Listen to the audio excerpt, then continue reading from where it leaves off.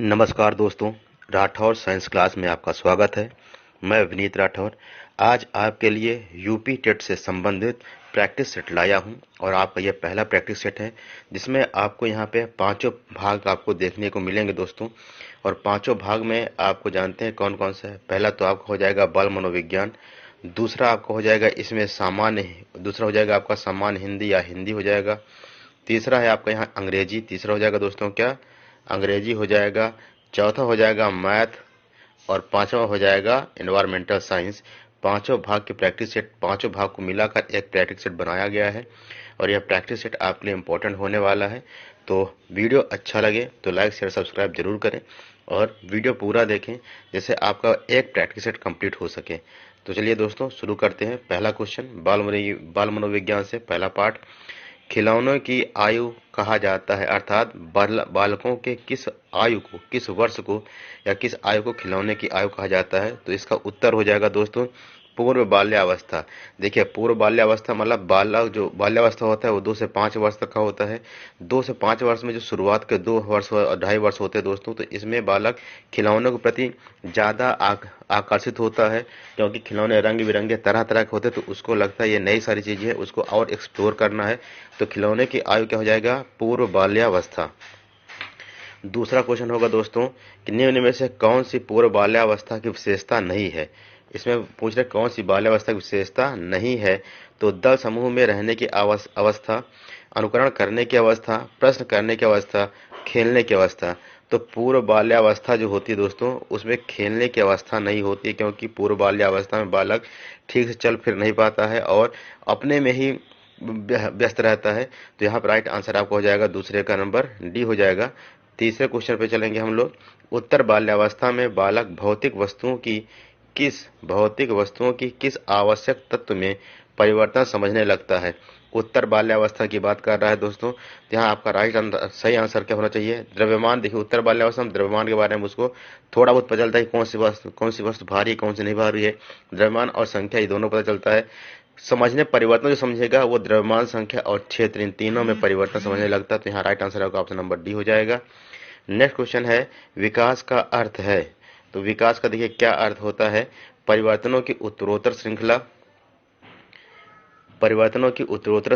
अभिप्रेरणा के फलस्वरूप होने वाले परिवर्तनों की उत्तरोत्तर श्रृंखला, अभिप्रेरणा एवं अनुभव के फलस्वरूप होने वाले परिवर्तनों की उत्तरोत्तर श्रृंखला और परिपक्वता एवं अनुभव के फलस्वरूप होने वाले परिवर्तनों की श्रृंखला को ही क्या कहा जाता है, विकास कहा जाता है। तो यहाँ राइट आंसर होगा आपका नंबर डी हो जाएगा। नेक्स्ट क्वेश्चन है विकास के संदर्भ में निम्न में से कौन सा कथन सत्य नहीं है, कौन सा कथन असत्य है पूछ रहा है। तो यहाँ पे देखिए विकास की प्रत्येक अवस्था अपने खतरे में है। विकास उकसाने अथवा बढ़ावा देने से नहीं होता। देखिए विकास बढ़ावा देने से नहीं होता है, ये आपका क्या है, सत्य नहीं है। ठीक है, ये क्या है, सत्य नहीं है। और पूछा क्या है, सत्य ही नहीं पूछा। तो राइट आंसर होगा ऑप्शन नंबर पांचवें का बी हो जाएगा। नेक्स्ट क्वेश्चन है निम्न में से कौन सा विकासात्मक कार्य उत्तर बाल्यावस्था के उपयुक्त नहीं है। उत्तर बाल्यावस्था में कौन सा विकासात्मक कार्य नहीं होता है, यह पूछ रहा है। तो आपके पास चारों ऑप्शन में से देखिए सामान्य, पहला ऑप्शन है कि सामान्य खेलों के लिए आवश्यक शारीरिक कुशलताएं सीखना, पुरुषोचित या यथा, यहाँ ऐसा लिखा है या यथा होना चाहिए, स्त्रियोचित सामाजिक भूमिकाओं को प्राप्त करना, ये बाल्यावस्था में दोस्तों नहीं होता है। बाकी आप वैयक्तिक आत्मनिर्भरता प्राप्त करना, ये भी बाल्यावस्था में हो जाता है कि वो खुद खेलना शुरू करता है और अपने सामान को अपने पास रखता है, अपने हम उम्र बालकों के साथ रहना सीख जाता है, ये बाल्यावस्था में होता है। पर आपका राइट आंसर होगा ऑप्शन नंबर बी, ये पुरुषोचित या स्त्रियोचित सामाजिक भूमिका प्राप्त नहीं कर पाता है बालक, उसे उसके बारे में ज्यादा जानकारी नहीं होती है। क्वेश्चन नंबर नेक्स्ट है सामान्य परिपक्वन से पहले प्रशिक्षित करना प्रायः, सामान्य परिपक्वन से पहले अगर किसी को प्रशिक्षित करते हैं तो क्या होने लगता है कि सामान्य कौशलों के निष्पादन के संदर्भ में बहुत लाभकारी होता है, कुल मिलाकर हानिकारक होता है, दीर्घकालिक दृष्टि से लाभकारी होता है। लाभकारी हो या हानिकारक यह इस पर निर्भर करता है कि प्रशिक्षण में किस प्रकार की विधि का प्रयोग किया गया है। तो दोस्तों सातवें का राइट आंसर होगा ऑप्शन नंबर डी हो जाएगा, ये आपका सही होगा क्योंकि प्रशिक्षित करने से पहले यह डिपेंड करता है कि जो प्रशिक्षण वो किस प्रकार का विधि का प्रयोग किया गया उसमें और किस प्रकार प्रशिक्षण दिया गया है। प्रश्न संख्या 8 है कि 5 वर्ष का राजू अपनी खिड़की के बाहर तूफान को देखता है। बिजली चमकती है और पकड़ने और कड़कने की आवाज आती है। राजू शोर सुनकर उछलता है। बार बार यह घटना होती है। फिर कुछ देर शांति के पश्चात बिजली कड़कती है। राजू बिजली की गर्जना सुनकर उछलता है। राजू का उछलना सीखने के किस सिद्धांत का उदाहरण है? अर्थात जितनी बार भी राजू बिजली के कड़कड़ाहट सुनता है उतनी बार वो क्या करता है? उछलता है। तो एक तरह से क्या हो जाएगा आपका? ये शास्त्रीय अनुबंधन कहलाएगा। क्या कहलाएगा दोस्तों? शास्त्रीय अनुबंधन। क्योंकि क्रिया प्रसूत अनुबंधन में उसको पहले वो जानकारी प्राप्त करेगा, फिर समझेगा। प्रयत्न एवं भूल में क्या होता है? ये ट्रायल एंड एरर ये नहीं हो सकता, क्योंकि उसमें उसको कोई प्रयत्न नहीं करना पड़ रहा है कि वो अपने तरफ से कुछ करे तो बिजली चमके। तो 8वें का राइट आंसर ए हो जाएगा। क्वेश्चन नंबर 9वां है कि सकारात्मक दंड का निम्न में से कौन सा उदाहरण है? जो सकारात्मक दंड का उदाहरण इसमें कौन सा होगा? मित्रों के साथ दोहरा उपहास, मित्रों के साथ समय बर्बाद करना, मीन मेख निकालना बंद करना, इनमें से सभी। तो राइट आंसर आपका होना जाएगा मित्रों के द्वारा उपहास। क्या हो जाएगा दोस्तों? ये सकारात्मक दंड होता है, क्योंकि जब मित्र किसी भी बात को लेकर उसका उपहास करते हैं तो उसे लगता है कि मुझे उस चीज में सुधार करनी चाहिए, जिससे कि दोबारा हमारे मित्र हमारा उपहास ना कर सके। नेक्स्ट क्वेश्चन पे चलेंगे। निम्न में से कौन सा कथन अभिप्रेरणा एवं एक प्रक्रिया के संदर्भ में उपयुक्त नहीं है? अभिप्रेरणा एक प्रक्रिया के रूप में उपयुक्त नहीं है। तो यह व्यक्ति को लक्ष्य की ओर ले जाता है, यह व्यक्ति की शारीरिक आवश्यकताओं की संतुष्टि करता है, यह मनोविज्ञान आकांक्षा को प्राप्त करने का सहायता करता है, यह व्यक्ति को अप्रिय स्थिति से दूर रखता है। तो कह रहा है कि ये अभिप्रेरणा प्रक्रिया के संदर्भ में उपयुक्त नहीं है। तो आपका राइट आंसर होगा यह व्यक्ति को अप्रिय स्थिति से दूर रखता है। यहाँ पे सही हो जाएगा। क्वेश्चन नंबर नेक्स्ट है, किसी उद्दीपन के निरंतर दिए जाने से व्यवहार में होने वाला अस्थायी परिवर्तन कहलाता है। और किसी का उद्दीपन मतलब किसी को स्टिमुलस लगातार दिया जा रहा है तो उसके व्यवहार में जो परिवर्तन होता है अस्थायी परिवर्तन, वो क्या कहलाएगा? असभ्यता, अधिगम, अस्थायी अधिगम और अभिप्रेरण। तो यहाँ राइट आंसर होगा आपका असभ्यता। जो एक्चुअली क्या है कि जब किसी उद्दीपन को लगातार देंगे तो वो उस उद्दीपन में जो उसका जो परिवर्तन होगा वो धीरे धीरे वो सभ्यता से क्या हो जाएगा? हटता जाएगा और वो उस परिवर्तन को नहीं स्वीकार करेगा। तो ये आपका कहलाएगा असभ्यता। अभ्यस्तता परिवर्तन क्या हो जाएगा? ये अभ्यस्तता अभ्यस्तता मतलब लगातार उसको अभ्यास हो जाएगा। तो जब लगातार अभ्यास हो जाएगा दोस्तों तो यहाँ आपका ये राइट आंसर बन जाएगा, क्योंकि हम लगातार क्या दे रहे हैं? उद्दीपन दे रहे हैं, और उद्दीपन मतलब स्टिमुलस लगातार प्राप्त हो रहा है तो हमको धीरे धीरे वो चीजें प्राप्त होंगी। जैसे कि घंटी बजने पे कुत्ता क्या हो जाता है? तुरंत खाने के लिए बाहर आ जाता है। तो जितनी बार घंटी बजेगी उसका क्या अभ्यास हो जाएगा। अब घंटी बजे या ना बजे, घंटी बजेगी तो ही कुत्ता बाहर आएगा और नहीं बजेगी तो कुत्ता बाहर नहीं आएगा खाने के लिए। नेक्स्ट क्वेश्चन है कि विद्यार्थियों की अभिवृत्तियों में परिवर्तन के लिए निम्न में से किस विधि का प्रयोग अध्यापक को नहीं करना चाहिए? विद्यार्थियों में कोई परिवर्तन लाना है तो अध्यापक को क्या इसमें प्रयोग नहीं करना चाहिए? दबाव से किसी बात या विचार के लिए राजी करना। आपका यहाँ पर देखिए, किसी भी बालक को हम दबाव नहीं डाल सकते कि वो अपने विचार या किसी बात को मान जाए। उसको समझाने के लिए हमें क्या करना पड़ेगा? बात को मनवाने के लिए उसे समझाना पड़ेगा, पर उसे दबाव नहीं डाल सकते, क्योंकि हर बालक शिक्षा प्राप्त करने के लिए स्वतंत्र होता है। क्वेश्चन नंबर नेक्स्ट है, उपलब्धि अभिप्रेरक के संबंध में निम्न में से कौन सा कथन सही है? उपलब्धि अभिप्रेरक के संबंध में कौन सा कथन सही है? तो हो जाएगा उपलब्धि अभिप्रेरक जीवित रहने के लिए आवश्यक है। यदि व्यक्तिगत क्षमताओं की संतुष्टि महत्वपूर्ण है तो उपलब्धि अभिप्रेरक को विकास प्रेरक कहा जा सकता है। थर्ड ऑप्शन है, यदि व्यक्तियों के मध्य प्रतियोगिता पर बल है तो उपलब्धि अभिप्रेरक को सामाजिक अभिप्रेरक कहा जा सकता है। इनमें से सभी। तो देखिए, उपलब्धि अभिप्रेरक हो जाएगा, इनमें से सभी हो जाएगा, क्योंकि ये सभी चीजें क्या है? कहीं न कहीं क्रिया प्रसूत से आपको संबंधित है और स्टिमुलस रिस्पॉन्स से संबंधित है। नेक्स्ट क्वेश्चन पे चलेंगे हम लोग। क्वेश्चन नंबर नेक्स्ट है कि 6 से 10 वर्ष की अवस्था में बालक रुचि लेना प्रारंभ कर देता है। धर्म में, मानव शरीर में, यौन संबंधों में, विद्यालय में। तो आपका 14 का राइट आंसर होगा ऑप्शन नंबर डी, विद्यालय में। बालक क्या करता है? 6 वर्ष से लेकर 10 वर्ष तक विद्यालय को स्कूल में क्या होने लगता है? इंजॉयमेंट होने लगता है, इंजॉय करने लगता है स्कूल जाने के लिए, और वो उसमें क्या हो, उसकी इंटरेस्ट बढ़ जाता है, तो विद्यालय लगातार जाने सीख जाता है।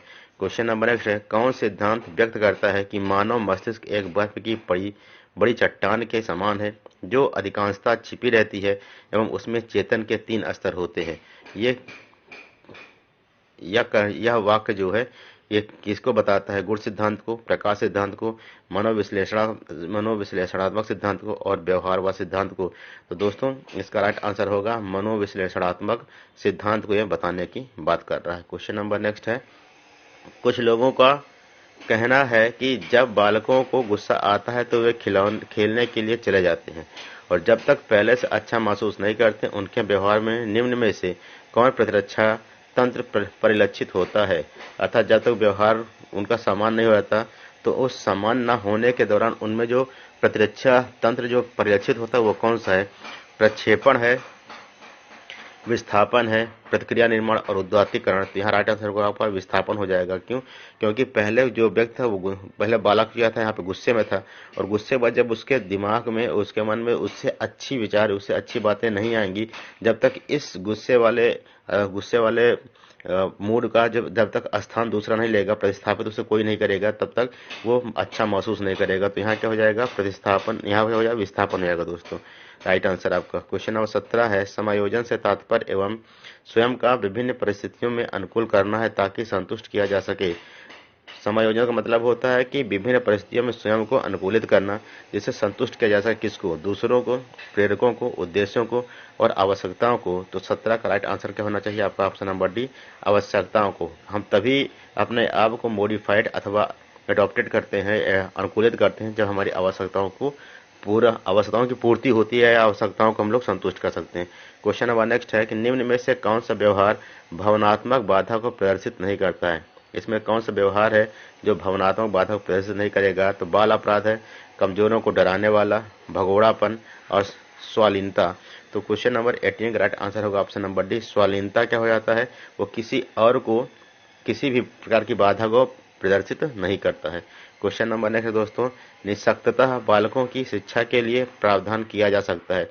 निःशक्तता मतलब होता है कि ऐसे बालक जो किसी न किसी एक अंग से या दो अंगों से विकलांग होते हैं, दिव्यांग होते हैं, उनके लिए शिक्षा का प्रावधान किया जा सकता है समावेशी शिक्षा द्वारा, मुख्य धारा में डालकर, समाकलन द्वारा, इनमें से कोई नहीं। तो आपका राइट आंसर होगा समावेशित शिक्षा के द्वारा। और समावेशित शिक्षा यह कहती है कि कैसा भी बालक हो उसे किसी भी जगह जाकर पढ़ने की स्वतंत्रता प्राप्त है। क्वेश्चन नंबर 20 में दोस्तों कि निम्न में से कौन सी मानसिक मंदता की विशेषता नहीं है? अर्थात इसमें कौन सी ऐसी विशेषता जो है जो मानसिक मंदता की नहीं है? तो बुद्ध लब्धि 25 से 70 का होना यह मानसिक क्या है? मंदता है। धीमी गति से सीखना एवं दैनिक जीवन की क्रियाओं को न कर पाना यह भी मानसिक मंदता हो जाती है दोस्तों। वातावरण के साथ अनुकूलन में कठिनाई यह भी आपकी मानसिक मंदता है। लेकिन अंतर वैयक्तिक संबंधों का कमजोर होना यह मानसिक मंदता नहीं है। ये अंतर वैयक्तिक संबंध जो होते हैं किसी में भी अच्छे हो सकते हैं, खराब हो सकते हैं। तो यहाँ का राइट आंसर होगा आपका 20 में का डी हो जाएगा। क्वेश्चन नंबर 21 है, विद्यार्थियों के अच्छे मानसिक स्वास्थ्य को बनाए रखने के लिए निम्न में से कौन सा तरीका अधिक महत्वपूर्ण है? तो यहाँ देखिए, सहशैक्षिक क्रियाओं का प्रावधान, अभिव्यक्ति की स्वतंत्रता, रुचियों की भिन्नता, अध्यापक की भूमिका एवं विद्यालय वातावरण। तो यहाँ पर राइट आंसर होगा ऑप्शन नंबर डी, अध्यापक की भूमिका एवं विद्यालय वातावरण वो किसी विद्यार्थी के अच्छे मानसिक स्वास्थ्य को बनाए रखने के लिए महत्वपूर्ण है। यदि विद्यालय का वातावरण गंदा होगा दोस्तों तो वह जो बालक होगा, बालक का जो मानसिक स्थिति होगा, मानसिक स्वास्थ्य होगा, वो अच्छा नहीं होगा। और अगर टीचर अच्छे नहीं होंगे तो उसे अच्छी तरह समझा नहीं पाएंगे। तो यहाँ पे आपका right answer option number D होना चाहिए। क्वेश्चन नंबर 22 है, कमजोर वर्ग के बालक से तात्पर्य है। ऐसा क्या तात्पर्य है कमजोर वर्ग के बालक का? कि ऐसे अभिभावकों के बालक जिनकी वार्षिक आयु कम है उसे हम कमजोर नहीं कह सकते, क्योंकि प्रत्येक बालक में समान बुद्धि होती है और समान कार्य करने की क्षमता होती है। ऐसे अभिभावक में बालक जो वंचित वर्ग से आते हैं ये भी क्या हो जाएगा? यहाँ पे कमजोर वर्ग के बालक नहीं कराएंगे। ऐसे अभिभावकों के बालक जो गरीबी रेखा के नीचे की सीमा से नीचे आते हैं ये भी क्या हो जाएगा? ये गलत हो जाएगा। ऐसे अभिभावकों के बालक जो सरकार द्वारा निर्धारित न्यूनतम सीमा की वार्षिक आय की सीमा से नीचे के वर्ग से आते हैं। तो यहाँ राइट आंसर आपका ऑप्शन नंबर डी हो जाएगा। क्वेश्चन नंबर 23 है, शिक्षा का अधिकार अधिनियम 2009 में निर्दिष्ट किया गया था कि कक्षा 6 से कक्षा 5 तक यदि प्रवेश दिए गए विद्यार्थियों की संख्या 200 से अधिक है तो विद्यार्थी अध्यापक आवश्यकता अनुपात होना चाहिए 3, 40, 45 और 50। जहाँ राइट आंसर होगा ऑप्शन नंबर बी हो जाना चाहिए 40। अध्यापक शिक्षक अनुपात कितना होना चाहिए? यदि 200 से अधिक है तो उनका अध्यापक शिक्षक अनुपात 40 से अधिक होना चाहिए। नेक्स्ट है क्रियात्मक अनुसंधान के संबंध में निम्न में से कौन सा कथन सही नहीं है। Question number 24। तो इसमें देखिए 4 ऑप्शन दिए हैं। चारों ऑप्शन में पहला है कि यह अध्यापकों एवं शिक्षा व्यवसाय से जुड़े लोगों द्वारा किया जाता है या किसी विशिष्ट समस्या के समाधान के लिए किया जाता है। व्यापक स्तर पर निर्णय लेने के लिए सूचना संकलन का कार्य इसमें किया जाता है। स्थानीय स्तर पर रोजमर्रा की आवश्यकताओं के समाधान के लिए क्रियात्मक अनुसंधान किए जाते हैं। तो क्वेश्चन नंबर 24 का दोस्तों राइट आंसर होगा ऑप्शन नंबर सी हो जाएगा कि व्यापक स्तर पर निर्णय लेने के लिए सूचना संकलन का कार्य इसमें किया जाता है। क्वेश्चन नंबर 25 है निम्न में से कौन सा कथन शिक्षण के बारे में सत्य नहीं है। तो यहाँ देखिए 4 ऑप्शन है। पहला है शिक्षण में सुधार किया जा सकता है। शिक्षण औपचारिक एवं अनौपचारिक है। शिक्षण विज्ञान के साथ साथ कला भी है। शिक्षण अन्वेषण है। तो क्वेश्चन नंबर 25 का राइट आंसर होगा ऑप्शन नंबर डी, शिक्षण क्या है, एक अन्वेषण है। क्वेश्चन नंबर 26 है राष्ट्रीय पाठ्यचर्या रूपरेखा 2005 में गुणवत्ता आयाम शीर्ष के अंतर्गत अधिक महत्व दिया गया है। जो गुणवत्ता आयाम का शीर्ष है उसमें सबसे ज्यादा महत्व किसे दिया गया है। भौतिक संसाधनों को, शिक्षित एवं प्रेरित अध्यापकों को, बालकों के लिए ज्ञान के संदर्भ में संचरित अनुभव को, बालकों के लिए संचरित अनुभव को एवं पाठ्यक्रम को। तो क्वेश्चन नंबर 26 का राइट आंसर होगा ऑप्शन नंबर डी, ये हो जाएगा बालकों के लिए संचरित अनुभव एवं पाठ्यक्रम के सुधार को गुणवत्ता आयाम के अंतर्गत रखा गया है। क्वेश्चन नंबर 27 है राष्ट्रीय पाठ्यचर्या रूपरेखा 2005 में निम्न में से किस परीक्षा संबंधी सुधारों को सुझाया गया है। कक्षा 10 की परीक्षा ऐच्छिक होनी चाहिए। विद्यालय शिक्षा की विभिन्न अवस्थाओं पर राज्य स्तर की परीक्षा संचालन हो चाहिए। प्रतियोगी प्रवेश परीक्षाओं को ऐच्छिक बनाना चाहिए और इनमें से सभी। क्वेश्चन नंबर 27 का राइट आंसर होगा ऑप्शन नंबर ए, कक्षा 10 की परीक्षा ऐच्छिक होनी चाहिए। क्वेश्चन नंबर 28 है दोस्तों, क्वेश्चन नंबर 28 है कि दबाव को कम करने एवं परीक्षाओं में सफलता के लिए आवश्यक है। दबाव को कम करने के और परीक्षा में सफलता ज्यादा प्राप्त हो इसके लिए क्या आवश्यक है दोस्तों। तो यहाँ देखिए 4 ऑप्शन दिए हैं। कम अवधि की परीक्षाओं में अंतरण, विद्यालय शिक्षा के विभिन्न चरणों में परीक्षाओं का आयोजन, वार्षिक एवं अर्धवार्षिक परीक्षाएं, विभिन्न प्रवेश परीक्षाओं के लिए विभिन्न एजेंसियों की स्थापना। क्वेश्चन नंबर 28 का राइट आंसर होना चाहिए ऑप्शन नंबर ए, कम अवधि की परीक्षाओं में अंतरण। क्वेश्चन नंबर 29 है मूल्यांकन का उद्देश्य है बालकों को धीमी गति से सीखने वाले एवं प्रतिभाशाली बालकों के रूप में लेबल करना। जिन बालकों को उपचारात्मक शिक्षा की आवश्यकता है उनकी पहचान करना। अधिगम की कठिनाइयों व समस्या वाले क्षेत्रों का पता लगाना। उत्पादक जीवन जीने के लिए शिक्षा किस सीमा तक तैयार कर पाई है का पुष्टि पोषण प्रदान करना। क्वेश्चन नंबर 29 का right answer option number D होगा कि जब हम शिक्षा प्राप्त करते हैं तो उसका मतलब ये होगा कि हम कोई उत्पादन करते हैं तो उत्पादक जीवन जीने के लिए शिक्षा किस सीमा तक तैयार कर पाई है, ये है मूल्यांकन का मुख्य उद्देश्य। क्वेश्चन नंबर 30 दोस्तों और लास्ट क्वेश्चन है चाइल्ड साइकोलॉजी का कि प्राथमिक विद्यालयों में बालकों के लिए निम्न में से किसे बेहतर मानते हैं। वीडियो, अनुरूपण, प्रदर्शन, स्वयं के द्वारा किया गया अनुभव, इनमें से सभी। तो क्वेश्चन नंबर 30 का राइट आंसर होगा ऑप्शन नंबर सी, स्वयं के द्वारा किया गया अनुभव प्राथमिक विद्यालय में बालकों के लिए इसे बेहतर मानते हैं। क्वेश्चन यहाँ पर दोस्तों हमने चाइल्ड साइकोलॉजी के 30 क्वेश्चन को किया है। अब इसके बाद हम लोग बात करेंगे दोस्तों चाइल्ड साइकोलॉजी के बाद हम लोग बात करेंगे भाषा हिंदी की, जो आपके पेपर की पहली भाषा होगी और इसमें हम लोग हिंदी से संबंधित 30 प्रश्न देखेंगे। तो चलिए दोस्तों शुरू करते हैं। पहला क्वेश्चन है आपका विद्यालय शब्द में क्या है। स्वर संधि है, व्यंजन संधि है, विसर्ग संधि है या इनमें से कोई नहीं है। तो दोस्तों देखिए व्यंजन संधि में क्या होगा, जब व्यंजन अर्थात बीच में कोई व्यंजन होगा, मतलब क्या बीच में कोई अक्षर होगा तो वहां पे दो अक्षर क्या होना चाहिए, व्यंजन होना चाहिए। विसर्ग संधि में आपको बीच में इस तरह का विसर्ग मिलना चाहिए, पर ये दोनों इसमें नहीं है। तीसरा ऑप्शन में कोई नहीं, तो आपका लास्ट ऑप्शन बचा है पहला स्वर संधि। तो विद्यालय में कौन सी संधि दोस्तों, ये हो जाएगी स्वर संधि। दूसरा क्वेश्चन है पवन शब्द का संधि विच्छेद होगा। जब हम लोग पवन लिखते हैं तो पवन का हो जाएगा पो धन अन, हो जाएगा पवन। पो धन अन क्या हो जाएगा दोस्तों, पवन हो जाएगा। इसका 32 का आंसर नंबर 2 से होगा सी। हिंदी में वचन होते हैं, हिंदी में कितने वचन होते हैं, तो इसका सही आंसर होगा ऑप्शन नंबर बी, सही हो जाएगा। 2 वचन होते हैं, पहला हो जाएगा एक वचन और दूसरा क्या हो जाएगा बहुवचन। बहुवचन। तो लेकिन याद रखिएगा संस्कृत में तीन, हिंदी में तो होगा लेकिन संस्कृत में दोस्तों, संस्कृत में केवल 3 वचन होते हैं। इसमें एक वचन, दो वचन और बहुवचन होकर संस्कृत में 3 वचन होते हैं, जबकि हिंदी में कितने होते हैं? 2 ही होते हैं। क्वेश्चन नंबर नेक्स्ट है, आगरा का बहुवचन होगा, तो आगरा का बहुवचन इसमें क्या होगा? आगरे, आगरों, आगरे, आगरे, और बहुवचन नहीं होगा। तो यहाँ पर right answer option number D हो जाएगा, आगरा का बहुवचन नहीं होगा। क्वेश्चन नंबर नेक्स्ट है, जिन शब्दों के प्रयोग में, जिन शब्दों के प्रयोग के अनुसार कोई परिवर्तन नहीं होता उन्हें कहा जाता है। जिस शब्दों में जब प्रयोग करते हैं तो कोई परिवर्तन नहीं होता तो उसे हम लोग क्या कहते हैं? आविकारी शब्द कहा जाता है। नेक्स्ट क्वेश्चन है दोस्तों, शब्द के सही रूप का चयन कीजिए। इसमें शुद्ध रूप शब्द का क्या है? तृष्णा, तिरिष्णा, तृष्णा और तृष्णा। तो राइट आंसर होगा ऑप्शन नंबर डी से हो जाएगा। शब्द का सही रूप क्या है? आंसर नंबर 36 का डी हो जाएगा, तृष्णा। क्वेश्चन नंबर 37 है कि कवि का स्त्रीलिंग रूप होगा, कवि का स्त्रीलिंग रूप होगा कवित्री, कवियत्री, कवियत्री, कवियत्री।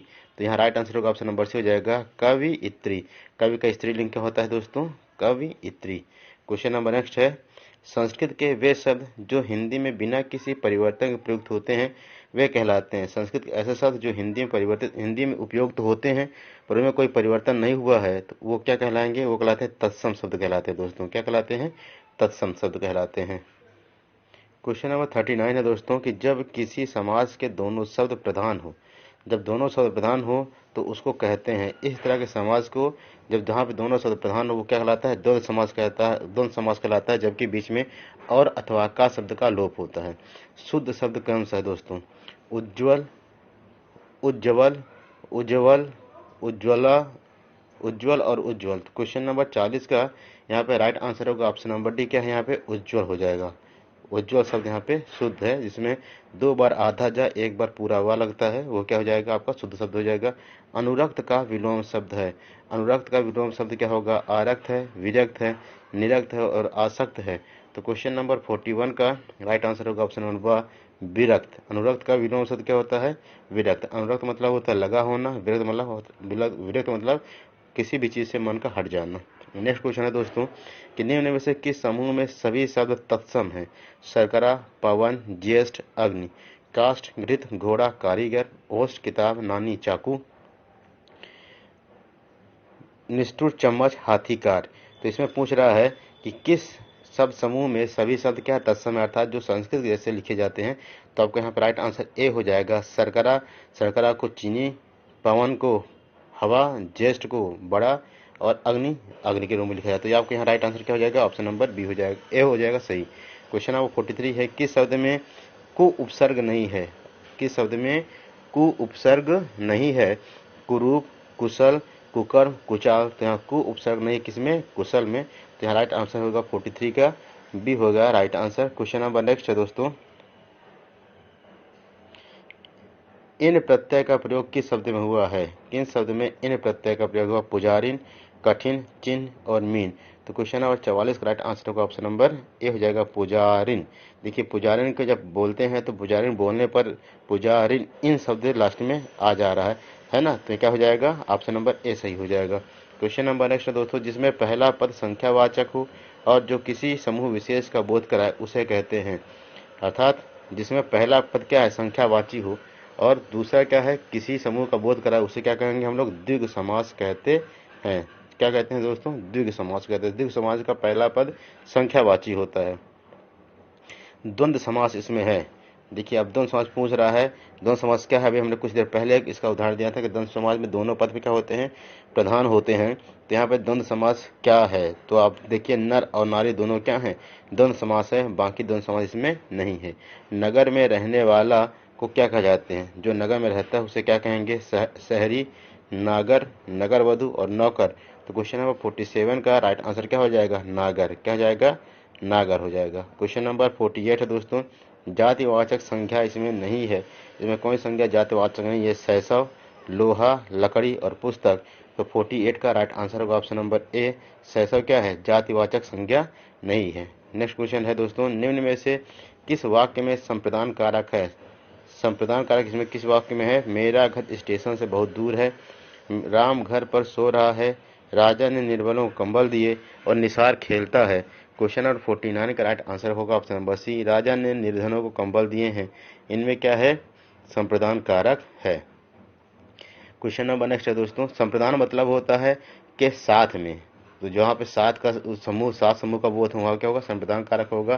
क्वेश्चन नंबर 50 है, वह स्वतः ही जान जाएगा में वह सर्वनाम है, पुरुषवाचक सर्वनाम, निजवाचक सर्वनाम, संज्ञावाचक संबंधवाचक सर्वनाम और अनिश्चयवाचक सर्वनाम। तो क्वेश्चन नंबर 50 का राइट आंसर होगा ऑप्शन नंबर बी, निजवाचक सर्वनाम। ठीक है दोस्तों, क्वेश्चन नंबर नेक्स्ट है, संयुक्त क्रिया का उदाहरण कौन सा है। रस्सी जल गई, सीता पढ़ रही है, तुम प्रतिदिन पढ़ने आया करो, बच्चा सोता है। तो 51 का यहाँ पे राइट आंसर होगा ऑप्शन नंबर सी, तुम प्रतिदिन पढ़ने आया करो। ये क्या है आपका, यहाँ पे ये संयुक्त वाक्य है, क्योंकि यहाँ पे तुम प्रतिदिन आया करो और तुम प्रतिदिन पढ़ा करो, पढ़ने आया करो, दोनों को मिलाएंगे तो क्या हो जाएगा, तुम प्रतिदिन पढ़ने आया करो। यह हो जाएगा संयुक्त क्रिया का उदाहरण। क्वेश्चन नंबर नेक्स्ट है, सरल या साधारण वाक्य किसे कहते हैं। जिसका जो छोटा हो, जिसका अर्थ सरलता समझ में आ जाए, जिसमें एक कर्ता और अनेक क्रियाएं हों, जिसमें एक उद्देश्य, एक विधेय और एक ही क्रिया हो, हम लोग उसे क्या कहते हैं, सरल वाक्य कहते हैं। जिसमें क्या हो, उद्देश्य एक हो, विधेय एक हो और क्रिया भी क्या हो, एक हो, उसे ही सरल वाक्य कहा जाता है। क्वेश्चन नंबर नेक्स्ट चलेंगे। क्वेश्चन नंबर 53 दोस्तों, मोहन बाजार जा रहा है, इस वाक्य में उद्देश्य है। मोहन बाजार जा रहा है, इस उद्देश्य क्या है, मोहन उद्देश्य है, खरीदारी है, घूमना है और बाजार है। तो क्वेश्चन नंबर 53 का राइट आंसर होगा ऑप्शन नंबर ए, यहाँ पे उद्देश्य क्या है, मोहन कहाँ जा रहा है, बाजार। क्वेश्चन नंबर नेक्स्ट है, निम्न में से मिश्रित वाक्य है, निम्न में से मिश्रित वाक्य कौन सा है। वर्षा हो रही, मैं पढ़ता हूँ और वह खेलता है, सुधीर पढ़ता है, मैंने सुना है कि नीना पास हो गई है। क्वेश्चन नंबर 54 का राइट आंसर क्या हो जाएगा दोस्तों, तो आंसर हो जाएगा ऑप्शन नंबर डी से हो जाएगा, मैंने सुना है कि नीना पास हो गई है, या यहाँ पे मिश्रित वाक्य है। क्वेश्चन नंबर नेक्स्ट है, निम्न किसी के कथन को उद्धृत करते समय किस विराम चिन्ह का प्रयोग किया जाता है। जब किसी के कथन को हम लोग लिखते हैं उसी के अनुसार, तो हम लोग किसका लिखते हैं, तो यहाँ हो जाएगा आपका अवतरण या उद्धृत चिन्ह का, उद्धरण का चिन्ह लगाते हैं, अवतरण या उद्धरण का चिन्ह लगाते हैं, जिसे हम लोग क्या कहते हैं, इन्वर्टेड कामा में लिखते हैं, वो किसी का कथन होता है। क्वेश्चन नंबर नेक्स्ट है, सही विराम चिन्हों वाला वाक्य है, इसमें कौन सा वाक्य सही विराम चिन्ह का है। जो पत्र आज आया है कहाँ है, जो पत्र आज आया है पूर्ण विराम कहाँ है, क्वेश्चन मार्क। जो पत्र आज आया है कामा कहाँ है, फुल स्टॉप पूर्ण विराम। जो पत्र कामा आज आया है कामा कहाँ है। तो 56 का यहाँ पर राइट आंसर होगा ऑप्शन नंबर ए, जो पत्र आज आया है कामा कहाँ है, क्वेश्चन मार्क। ये आपका सही विराम चिन्ह वाला वाक्य हो जाएगा। क्वेश्चन नंबर 57, शेर को सामने देखकर, यह वाक्य किस मुहावरे से पूर्ण होगा।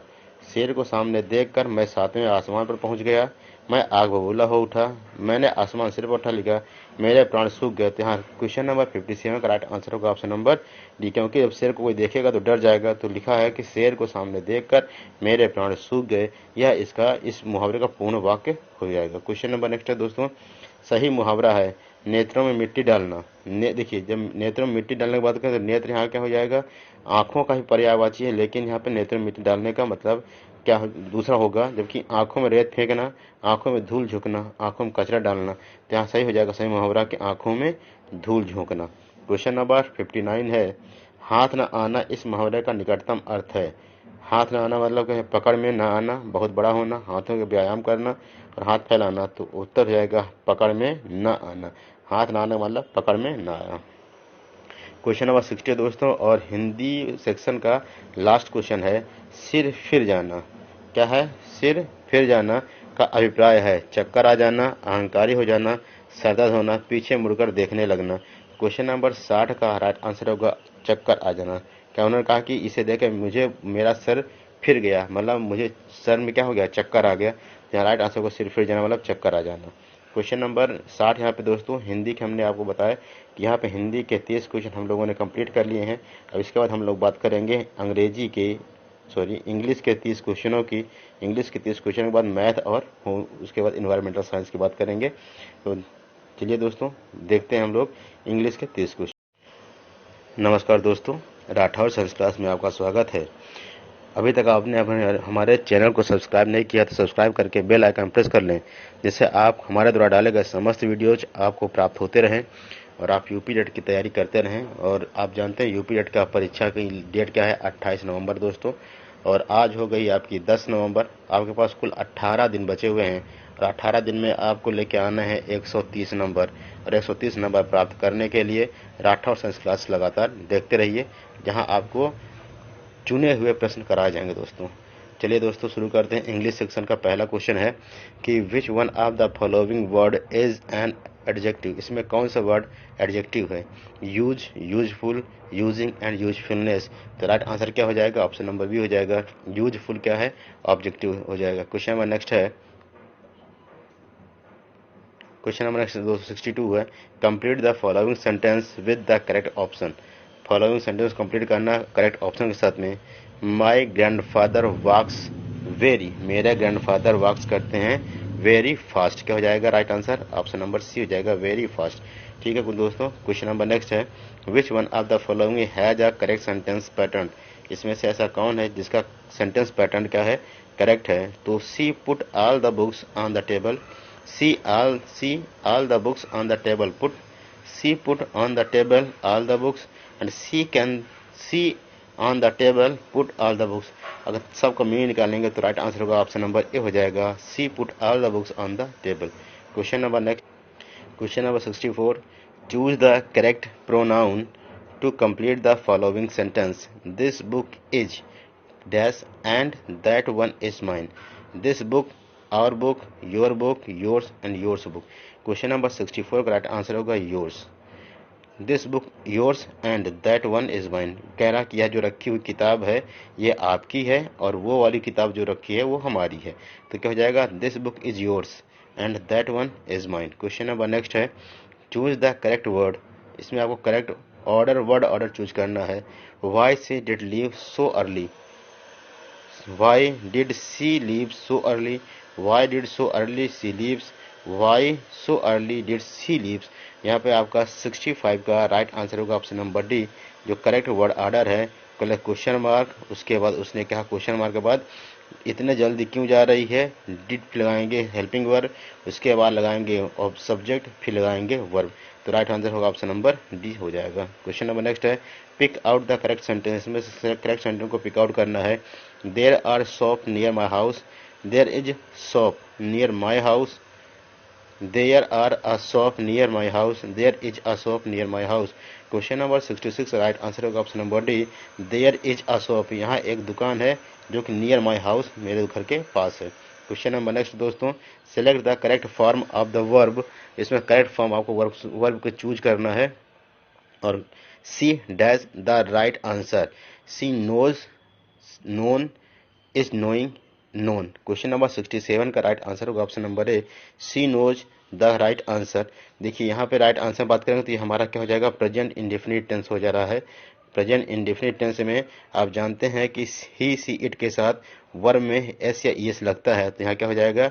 सी knows, C knows the right answer. आपका ऑप्शन नंबर ए यहाँ पे सही हो जाएगा। क्वेश्चन नंबर नेक्स्ट है दोस्तों, fill in the correct form of the verb when the phone rang, we dash television, watched, are watching, were watched, were watching. Question number 68 का right answer होगा option number D, were watching. क्या हो जाएगा यहाँ पे? 68 का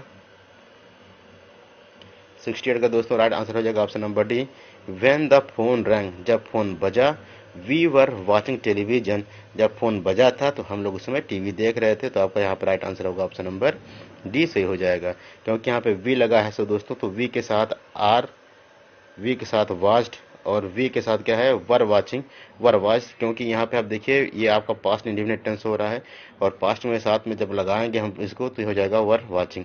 question number next हो जाएगा दोस्तों, if Radhika had received an invitation, she would have gone to the party। The above sentence tells us that Radhika, उसमें जो ऊपर सेंटेंस दिया गया उसमें ये बता रहा है कि इसमें राधिका क्या है? did not receive the invitation, had received the invitation, is waiting for the invitation, did not want to go to the party। Question number 69 का राइट आंसर होगा did not receive the invitation. Radhika ने क्या कहा है कि if पहले लगा हुआ, तो इफ का मतलब है यदि राधिका कोई इनविटेशन रिसीव करती है। जब यदि लगा है तो कभी सर्टेन नहीं है कि उसको इनविटेशन मिल चुका है। तो यहाँ राइट आंसर होगा ऑप्शन नंबर ए सही हो जाएगा। क्वेश्चन नंबर 70 है, fill in the appropriate word. इसमें अप्रोप्रिएट वर्ड को फिल करना है। This is the cat dash I saw, this is the cat whom I saw, the I saw, that I saw, who I saw। Question number 70 का right answer होगा option number A हो जाएगा, that I saw। यह वही cat है जिसे हमने देखा। तो क्या हो जाएगा, this is the cat that I saw, that I saw। Next question हो जाएगा दोस्तों, complete the sentence by putting an appropriate determiner. इसमें डिटरमाइनर जो होता है एप्रोप्रिएट रख के आपको कंप्लीट करना सेंटेंस को। यू शुड ऑलवेज कैरी, खाली स्थान, umbrella with you, an, any and few. तो क्वेश्चन नंबर 71 का यहाँ पर राइट आंसर हो जाएगा ऑप्शन नंबर बी, एन। क्या हो जाएगा आंसर नंबर बी, क्या हो जाएगा, क्योंकि यू के पहले क्या लगता है, किसी भी स्वर किसी भी वोवेल्स के पहले एन लगाया जाता है। तो हो जाएगा you should always carry an umbrella with you, अपने साथ तुम एक हमेशा अम्ब्रेला रखते हो। क्वेश्चन नंबर नेक्स्ट है दोस्तों, Manjeet said to Anisha, could you please open the window. Manish ने अनीशा से कहा कि क्या तुम विंडो खोल सकते हो। If the above sentence, in the above sentence Manjeet is, ऊपर के सेंटेंस में मंजीत क्या है। क्वेश्चन 72 का है, मंजीत क्या कर रहा है, मेकिंग अ रिक्वेस्ट। मंजीत एक रिक्वेस्ट मेक कर रहा है, किससे, अनीशा से। तो आपका राइट आंसर होगा ऑप्शन नंबर डी से हो जाएगा। क्वेश्चन नंबर नेक्स्ट है, no other member in the family is as intelligent as Raju is. ऊपर कह रहा है कि परिवार में कोई भी ऐसा मेंबर नहीं है उतना बुद्धिमान जितना बुद्धिमान राजू है। तो the above sentence has the same meaning. Above sentence की अगर किसी और किस सेंटेंस में मीनिंग सेम होती है। क्वेश्चन नंबर 73 का देखिए, यहाँ पे 4 ऑप्शन दिए हैं। तो आइए पढ़ते हैं चारों ऑप्शन दोस्तों। और अभी तक आपने चैनल को अगर सब्सक्राइब नहीं किया है, बेल आइकन प्रेस नहीं किया है, तो देर ना करिए, चैनल को सब्सक्राइब करके बेल आइकन प्रेस कर लीजिए, जिससे आपको समस्त वीडियो के नोटिफिकेशन प्राप्त होते रहें। तो यहाँ है, Raju is intelligenter than any other member in the family. Intelligent के साथ इंटेलिजेंटर नहीं होता दोस्तों, यहाँ पे ये आपका रॉन्ग हो जाएगा। Question number, Raju is not intelligent, ये क्वेश्चन का मतलब नहीं था। Raju is more intelligent then any other member in the family. तो आप राइट आंसर ऑप्शन नंबर यहाँ पे सी राइट हो जाएगा। क्वेश्चन नंबर नेक्स्ट है, दोस्तों, complete the following sentence with the correct form of the adjective. It was, correct form of the adjective से आपको कंप्लीट करना है सेंटेंस को। तो it was Khalistan car he had ever driven. It was the more comfortable, the most comfortable, the comfortable and the comfortablest. तो question number 74 का right answer होगा option number B, it is the most comfortable car he had ever driven. Question number next हो जाएगा, choose the sentence which has the same meaning as the following sentences. आपको sentence choose करना है जिसकी meaning following sentence के equal हो। तो इस फॉलोइंग सेंटेंस क्या है दोस्तों, कि Mahim got a higher grade than any other student in the class. Mahim ने अपने क्लास में सबसे ज़्यादा हायर ग्रेड क्लास किया, अटेंड किया है किसी और के कंपेरिजन में। तो क्वेश्चन नंबर यहाँ पे 75 का देखिए, राइट आंसर क्या हो जाएगा, Mahim got the highest grade than any other student in the class. Mahim got a higher grade than any other student in the class. Mahim got the highest grade in the class and Mahim got the high most grade in the class. तो यहाँ right answer होगा option number C, Mahim got the highest grade in the class. अब इसका मतलब क्या है, इसकी meaning same हो जाएगी, Mahim got a higher grade than any other student in the class. किसी भी स्टूडेंट से ज़्यादा उसने प्राप्त किया है ग्रेड, तो उसके क्या हो जाएगा, Mahim got the highest grade in the class. Question number next हो जाएगा दोस्तों 76, Mohan said to the Savita, can I borrow your book for a day. Mohan ने यहाँ पे सविता से कहा कि क्या तुम्हारी बुक मैं एक दिन के लिए ले सकता हूँ। In request speech the above sentence will B Mohan ask Savita. Mohan Savita से क्या पूछता है। तो क्वेश्चन नंबर 76 का राइट आंसर क्या होगा दोस्तों, if he could borrow her book for a day, if they could borrow her book for a day, that could he borrow her book for a day, and if that he could borrow for a बारो her book for a day, तो यहाँ right answer option number है if he could borrow her book for a day. तो बाकी तीनों क्या है जाएंगे यहाँ पे गलत हो जाएंगे। सही आंसर क्या होगा? ऑप्शन नंबर ए सही हो जाएगा। क्वेश्चन नंबर 77 है she said to her brother, वो अपने भाई से कहता है डू नॉट बाय मैंगोज, वो अपने भाई से कहता है कि वो अपने भाई से कहती है कि कुछ वो कोई भी मैंगोज ना खरीदे। In reported speech the above sentence will be, जो एबव सेंटेंस वो क्या है? सी आस्क्ड हर ब्रदर, अपने भाई से वो क्या कहती है? To not buy mangoes, not to buy mangoes, do not buy mangoes, do not to buy mangoes. Question number 77 का राइट आंसर होगा option number B, do not buy a mangoes, not to buy a mangoes. ये क्या हो जाएगा? यहाँ right answer हो जाएगा। Question number 78 है the student said, the student said, "We want to learn a foreign language." In reported speech, the above sentence will be, the student said that. Student ने क्या कहा है ऊपर के स्पीच में? They want to learn a foreign language. They wanted to learn a foreign language. We want to learn a foreign language. And we wanted to learn a foreign language. Question number 78 का right answer होगा option number B, they wanted to learn a foreign language, because यहाँ पे students हैं। क्या हैं दोस्तों? Students हैं। Student क्या होते हैं? जब स्टूडेंट एक सामूहिक रूप से होते हैं तो वहाँ पे क्या हो जाएगा? यूज करेंगे हम लोग दे का। ठीक है। क्वेश्चन नंबर नेक्स्ट है दोस्तों, the word courteous is similar in meaning to, courteous word का सिमिलर मीनिंग इसमें कौन सा है? Relate to a court, impolite, polite and kind. Question number 79 का राइट आंसर होगा option number C, polite. Courteous मतलब क्या हो जाता होता है दोस्तों? पोलाइट। क्वेश्चन नंबर नेक्स्ट है which word has a meaning similar to significant, इसमें किस वर्ड की मीनिंग सिग्निफिकेंट के इक्वल है? अर्थात सिग्निफिकेंट का साइनोनिम्स कौन सा है? Prominent, magnificent, efficient and important. Question number 80 का राइट आंसर होगा ऑप्शन नंबर टी हो जाएगा दोस्तों, इट्स अ इम्पॉर्टेंट। क्या है? यह सिग्निफिकेंट मतलब होता है महत्वपूर्ण और इंपॉर्टेंट मतलब क्या होता है? महत्वपूर्ण। क्वेश्चन नंबर नेक्स्ट हो जाएगा the opposite of the word optimistic is, optimistic का जो अपोजिट वर्ड होगा वो क्या होगा दोस्तों? तो क्वेश्चन नंबर 81 का है पेसिमिस्टिक, यही आपका राइट आंसर हो जाएगा। बाकी होपफुल, आइडियल एंड डल, ये तीनों जो है ऑप्टिमिस्टिक का अपोजिट नहीं होता है। ऑप्टिमिस्टिक अपोजिट क्या होगा? पेसिमिस्टिक। क्वेश्चन नंबर 81 के बाद वो 82 पे चले। क्वेश्चन नंबर 82 है दोस्तों, the word innocent is opposite in meaning to that of, innocent जो इनोसेंट वर्ड जो है वो किसके, जो उसका अपोजिट मीनिंग क्या होगा? क्लेवर मतलब चालाक होता है, इग्नोरेंट मतलब इग्नोर करने योग्य, एक्टिव मतलब त्वरित, और गिल्टी मतलब क्या होता है? दुखी। तो इनोसेंट जो होता है वो गिल्टी नहीं हो सकता है। क्वेश्चन नंबर 82 का क्वेश्चन नंबर 82 का राइट आंसर क्या होगा? ऑप्शन नंबर डी हो जाएगा, गिल्टी। क्वेश्चन नंबर 83 है pick out the word with the correct spelling, correct spelling के साथ आपको वर्ड को पिक करना है। Variety, variety, variety and variety. Question number 83 का राइट आंसर होगा ऑप्शन नंबर डी हो जाएगा, वेराइटी। वेराइटी की स्पेलिंग शुद्ध क्या होगी?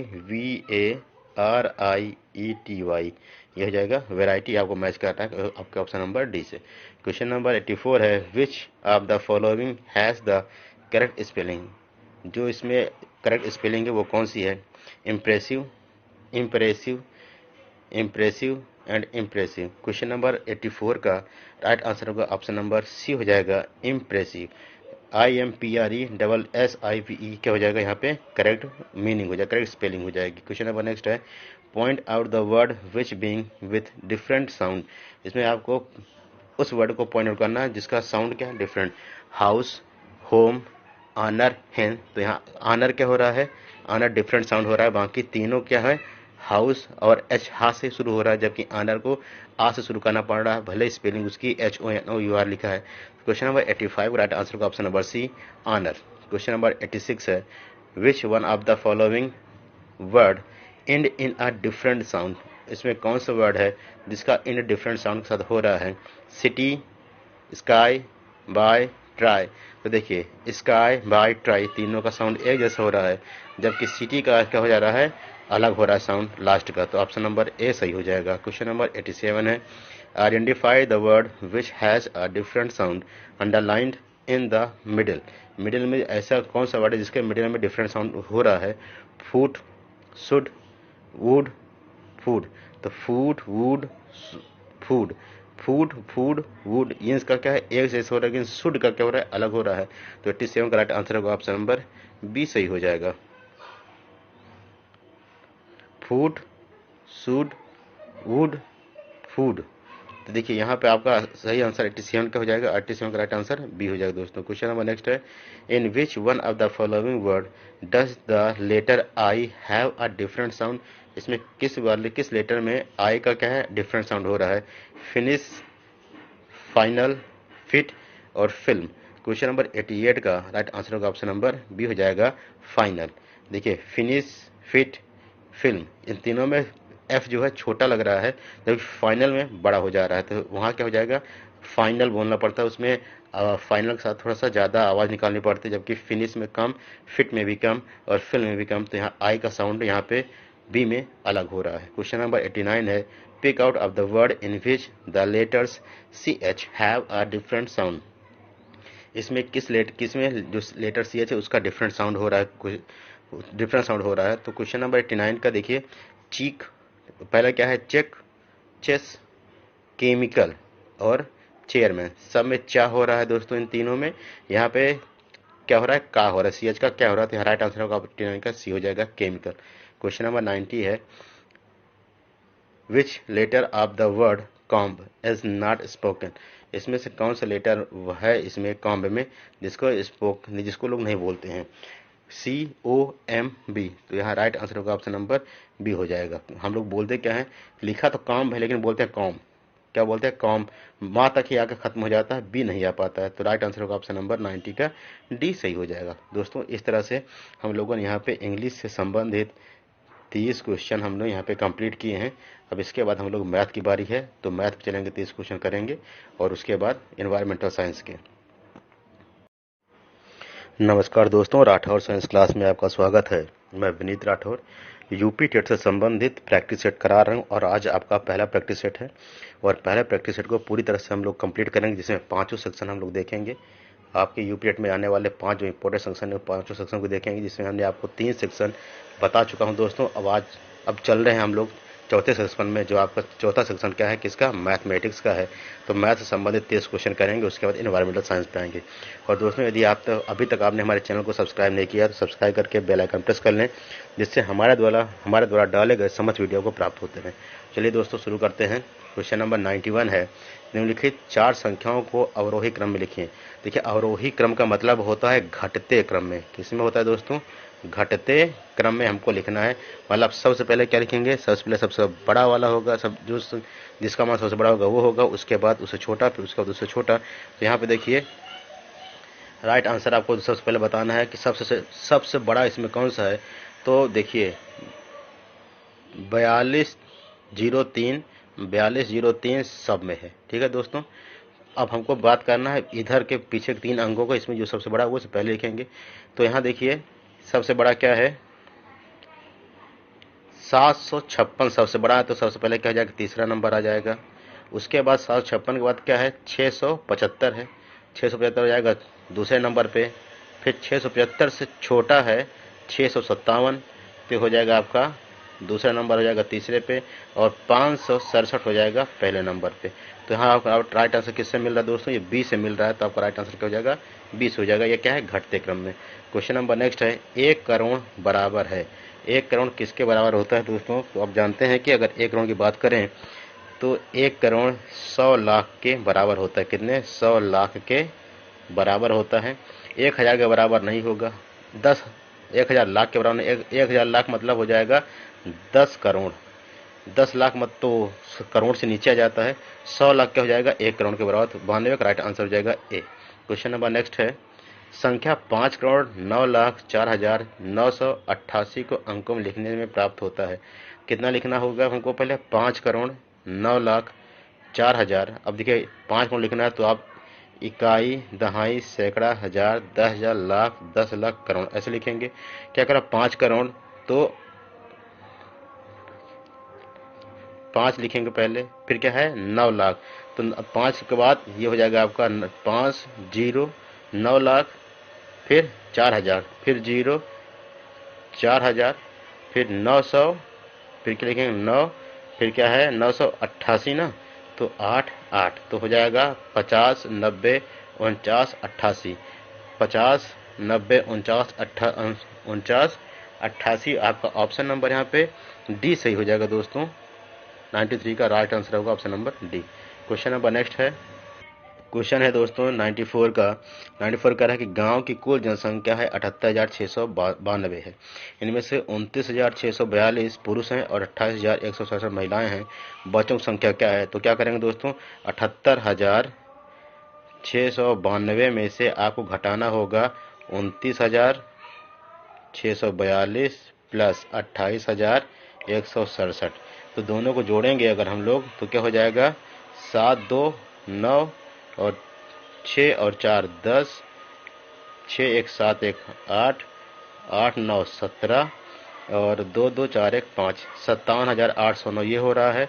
इसको घटा देना है कितने से, 78,692 से। जब घटाएंगे तो 9 में से 2 में से 9 जाएगा, नहीं जाएगा तो लेंगे, 12 में से 9 जाएंगे 3 हो जाएगा आंसर। उसके बाद यहाँ बचेगा 8 में से 6 जाएंगे 2। अब देखिए 23 जिसमें आ रहा हो दोस्तों, तो यहाँ का राइट आंसर क्या हो जाएगा, 9 है, सॉरी यहाँ हमको इससे घटाना है दोस्तों, तो 9 यहाँ बचेगा 8, 83 लास्ट में क्या है 83 आएगा।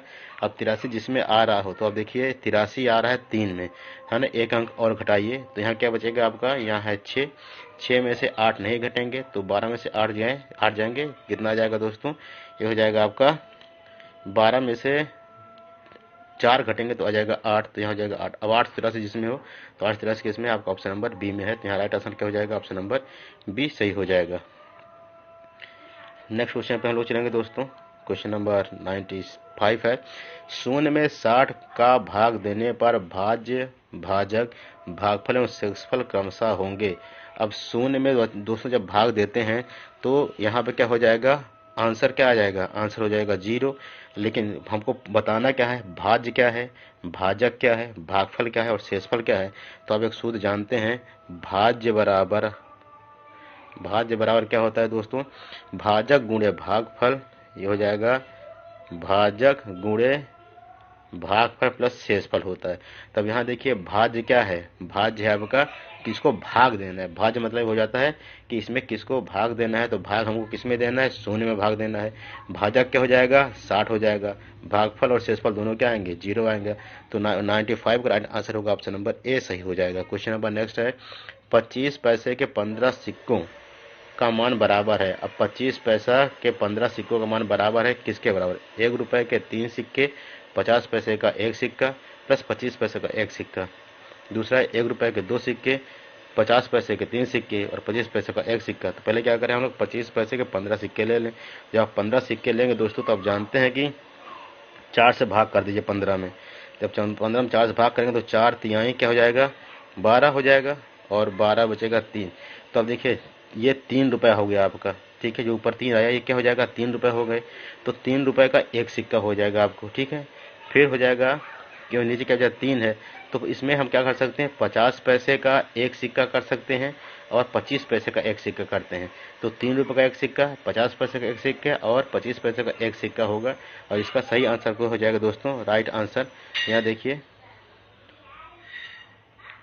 उपरोक्त चारों कथन गलत हैं का में से गलत कथन, उपरोक्त चारों में से गलत कथन किसका है। तो यहाँ देखिए सब हमको को गलत कथन पढ़ना होगा। हमने पढ़ लिया था 2 तक कि 1 रुपए के 1 रुपए के 2 सिक्के, 50 पैसे के 5 सिक्के और 25 पैसे का 1 सिक्का, ये भी सही हो जाएगा। 1 रुपए के 3 सिक्के अर्थात 3 रुपए हो गए, 25 पैसे के 3 सिक्के, ये भी सही हो जाएगा, ठीक है दोस्तों। 1 रुपए के 3 सिक्के और 25 पैसे के 2 सिक्के, आपका यहाँ पे डी ऑप्शन क्या है, गलत है। तो राइट आंसर होगा ऑप्शन नंबर 4 गलत हो जाएगा। क्वेश्चन नंबर नेक्स्ट है, भिन्नो 2/9, 5/8, 1/3 और 3/4 का आरोही क्रम है। अब इसमें हमको आरोही क्रम बताना है, मतलब बढ़ता हुआ क्रम बताना है दोस्तों। आरोही क्रम से तात्पर्य है कि संख्याओं का बढ़ता हुआ क्रम, अर्थात संख्याओं में सबसे छोटी संख्या से बड़ी की ओर बढ़ते हैं, अर्थात सबसे छोटी संख्या पहले रखेंगे और उसके बाद सबसे बड़ी संख्या रखेंगे। तो आरोही क्रम इसमें देखिए सबसे बड़ी संख्या क्या हो जाएगी, 2/9 क्या है, सबसे छोटी संख्या हो जाएगी, क्या हो जाएगी, सबसे छोटी संख्या 2/9। तो इसमें आंसर देखिएगा सबसे पहले क्या आना चाहिए, 2/9 आएगा, ठीक है। और फिर 1/3 उससे बड़ी है तो हो जाएगा आपका 1/3। फिर उसके बाद दोस्तों 5/8 और 3/4। यहाँ राइट आंसर क्या हो जाएगा, ऑप्शन नंबर ए यहाँ पे आपका सही हो जाएगा, ठीक है दोस्तों। क्वेश्चन में नेक्स्ट बात करेंगे, यदि 5 पेंसिलों का मूल्य 3 से 3/4 रुपये है तो 2 पेंसिलों का मूल्य होगा। 5 पेंसिलों का मूल कह रहा है 3 सही 3/4, तो 4 3 12 3 15/4 कितने के बराबर है? ये मूल है किसके? 5 पेंसिलों के बराबर है। कितना? 15/4 5 पेंसिलों के मूल के बराबर है। अब एक पेंसिल का मूल कितना हो जाएगा दोस्तों? तो हो जाएगा ये 15/4 गुणे 5। क्या हो जाएगा? 15/4 गुणे 5 एक पेंसिल का मूल। तो निकाल लेंगे 5 कम 5 5 3 15 हो जाएगा 3/4 एक पेंसिल का मूल। अब पूछ रहा है 2 पेंसिल का मूल क्या? गुणे 2 कर दीजिए। क्या कर दें? गुणे 2 कर दें। तो 2 1 कम 2 2 दूनी 4 कट जाएगा, तो हो जाएगा 3/2। क्या हो जाएगा? 3/2 रुपये आपका यहाँ पे आंसर आना चाहिए। तो यहाँ राइट आंसर क्या हो जाएगा दोस्तों? यहाँ राइट आंसर आपका हो जाएगा 3/2 रुपये। 98 का ऑप्शन नंबर बी सही हो जाएगा। क्वेश्चन नंबर नेक्स्ट है, निम्न में से कौन सा कथन सही है? इसमें आपको बताना है कौन सा कथन सही है कि एक अभाज्य संख्या नहीं है, एक अभाज्य संख्या है, एक संयुक्त संख्या है, दो अभाज्य संख्या नहीं है। तो कौन सा कथन सही है ये पूछ रहा है दोस्तों। क्वेश्चन नंबर 99 का राइट आंसर होगा ऑप्शन नंबर ए, एक अभाज्य संख्या नहीं है। ठीक है दोस्तों, एक अभाज्य संख्या नहीं है, जबकि एक क्या है? भाज्य संख्या है, एक संयुक्त संख्या भी है, और दो क्या है? अभाज्य संख्या नहीं है। तो आपको सही कथन चुनना है। तो ये तीनों कथन क्या है? गलत है, बाकी का आपका ए सही हो जाएगा। क्वेश्चन नंबर नेक्स्ट है, संख्या 720 के अभाज्य गुणनखंड होंगे। अब 720 का अभाज्य गुणनखंड में कौन कौन सा होगा? तो हमें उसको क्या करना पड़ेगा दोस्तों? पहले 720 का अगर हम एलसीएम निकाल लें, तो एलसीएम निकालने पे हमको क्या प्राप्त होगा? तो देखिए यहाँ पे आपका राइट आंसर होगा आपका ऑप्शन नंबर, देखिए 720 तो पहले से कुछ कर लेते हैं। 720 को हम लोग क्या करेंगे? पहले 2 से भाग करेंगे। क्या हो जाएगा? 2 तिहाई 6 और 2 छंग 12 हो जाएगा 360। फिर 2 से भाग करेंगे तो हो जाएगा 180। फिर 2 से भाग करेंगे तो हो जाएगा 90। फिर 2 से भाग करेंगे हो जाएगा 45। फिर 3 से भाग करेंगे हो जाएगा 15।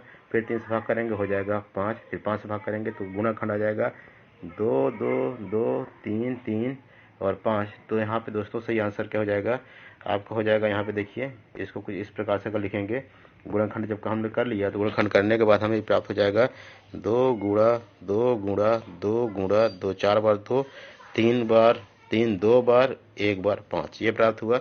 तो 2 दूनी 4 2 दूनी 4 3 त्रिकाई 9 और 5। तो क्या इसको हम लिख सकते हैं 3 गुणे 4 गुणे 4 गुणे 5 ये हम लिख सकते हैं। तो इसमें राइट आंसर आपका क्या हो जाएगा? 3 क्या है? यहाँ 2 बार है दोस्तों, तो 3 गुणे 3 कर लेंगे। तो यहाँ पे आपका राइट आंसर होगा 3 गुणे 3 4 गुणे 4 5 गुणे 5। तो आपका राइट आंसर होगा ऑप्शन नंबर सी सही हो जाएगा। 3 त्रिकाई 9 9 चौक 36 36 में गुणा करेंगे 4 का, तो 4 छंग 24 का 4 हाथ से लगे 2 और 4 3 12 2 14 144 गुणे 5 बराबर 720। चलिए दोस्तों नेक्स्ट है, संख्याओं 425 तथा 476 का महत्तम समावर्त होगा। अर्थात ऐसा कौन संख्या होगी जो 425 तथा 476 दोनों को काटेगी? ऑप्शन नंबर आपका है ए 4, बी है 5, सी है 17 और डी है 5। क्वेश्चन नंबर 101 का जो राइट आंसर होगा दोस्तों वो होगा एचसीएफ जो समावर्तक होगा वो होगा 17 होगा। क्या हो जाएगा? 17 होगा। ठीक है, 17 से काट करेंगे, 17 से दोनों कट जाएगा। जैसे 425 का हम भाग करें 17 से, तो ये हो गया 17 तरीके 51, 17 दूना 34 हो जाएगा, 34 8 42 5 17 50 50 ये कट जाएगा। फिर 4 से 76 17 भाग करेंगे तो 17 दूना 34 हो जाएगा, और 34 बजा तो क्या 13 136 17 नवैया 136 17 अट्ठे 136 17 में 153 17 अट्ठे 136 28 आएगा। तो दोनों कट जा रहा है दोस्तों। राइट आंसर क्या हो जाएगा? 17 आपका सही हो जाएगा। क्वेश्चन नंबर नेक्स्ट है, संख्याओं 90 60 75 तथा 35 का लघुत्तम समावर्त होगा। 90 60 75 तथा 35 का लघुत्तम समावर्त क्या होगा? तो पहले हम लोग को क्या करना पड़ेगा? एलसीएम इसका निकालना पड़ेगा दोस्तों। तो हो जाएगा एक तरफ लिखेंगे 90 60 75 35 से, अगर इसको हम 2 से भाग करेंगे 2 से, तो वही क्या हो जाएगा? पहले कटेगा ये 45 हो जाएगा, फिर हो जाएगा आपका 30 हो जाएगा, ये 75 रहेगा और ये रहेगा 35 रहेगा। फिर 2 से भाग करेंगे दोस्तों तो ये 45 का 45 रहेगा, ये हो जाएगा 15, फिर यहाँ हो जाएगा 75, फिर हो जाएगा 35, फिर करेंगे 3 से तो 45 हो जाएगा, ये हो जाएगा 15 और ये हो जाएगा कामा 5 कामा 3 है तो 25 हो जाएगा, और फिर यहाँ जाएगा 35 ही रहेगा। इस तरह जब कैलकुलेट करेंगे दोस्तों तो हमें मिल गया, हमें जो लास्ट में मिल रहा है, लास्ट में हमें इसमें क्या मिलेगा, 2 गुणे 2, 2 गुणे 2 गुणे 3 गुणे 3 गुणे 5 गुणे 5 गुणे 7 ये मिल रहा है। तो यहाँ जो है 2 दूनी 4, 3 त्रिकाई 9, और 5 गुणे 5 है दोस्तों, 5 गुणे 5 है तो 5 पचम 25, यहाँ गुणा है ये 9 है, गुणे 7। अब इसको गुणा करेंगे तो कुल मिला के हमारा आंसर आ जाएगा 6300। क्या आ जाएगा 6300, तो right answer option number B सही हो जाएगा। क्वेश्चन नंबर नेक्स्ट है, एक मकान की पुताई 5 व्यक्ति 8 घंटा रोज काम करके 3 दिन में करते हैं, तो एक व्यक्ति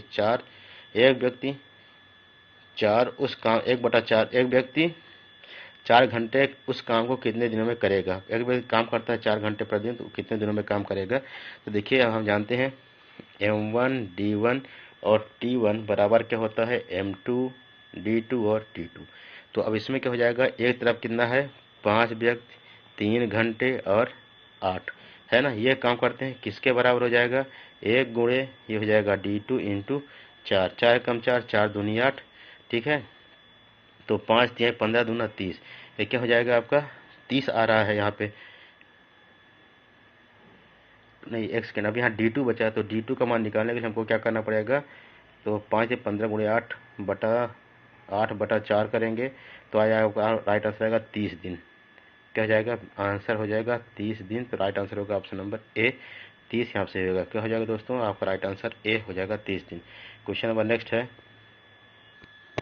क्वेश्चन नंबर 104 है दोस्तों कि 4 विषय के क्वेश्चन कह रहा है कि एक परीक्षा में 4 विषयों में से प्राप्त कुल अंक 200 हैं, ये 3 विषयों के प्राप्त अंकों का औसत 48 है, तो चौथे विषय प्राप्त अंक क्या होंगे। तो देखिए इसको हम लोग ऐसे करेंगे कुछ, क्योंकि 4 विषय हैं, 3 विषय के कुल अंक कितने प्राप्त हो रहे हैं, औसत हो जाएगा 48 प्राप्त हो रहे हैं, तो हो जाएगा 3 8 24, 3 4 12 2 14, 144 अंक हो जाएगा किसके, 3 विषयों के, और 2 चौथे विषय। अब क्या करेंगे, इसमें 200 में से 144 को माइनस कर दीजिए, कितना कर देंगे 144 को माइनस कर देंगे, तो क्या बचा आपका 56। तो चौथे विषय में कितना अंक प्राप्त हुआ दोस्तों, 56 अंक।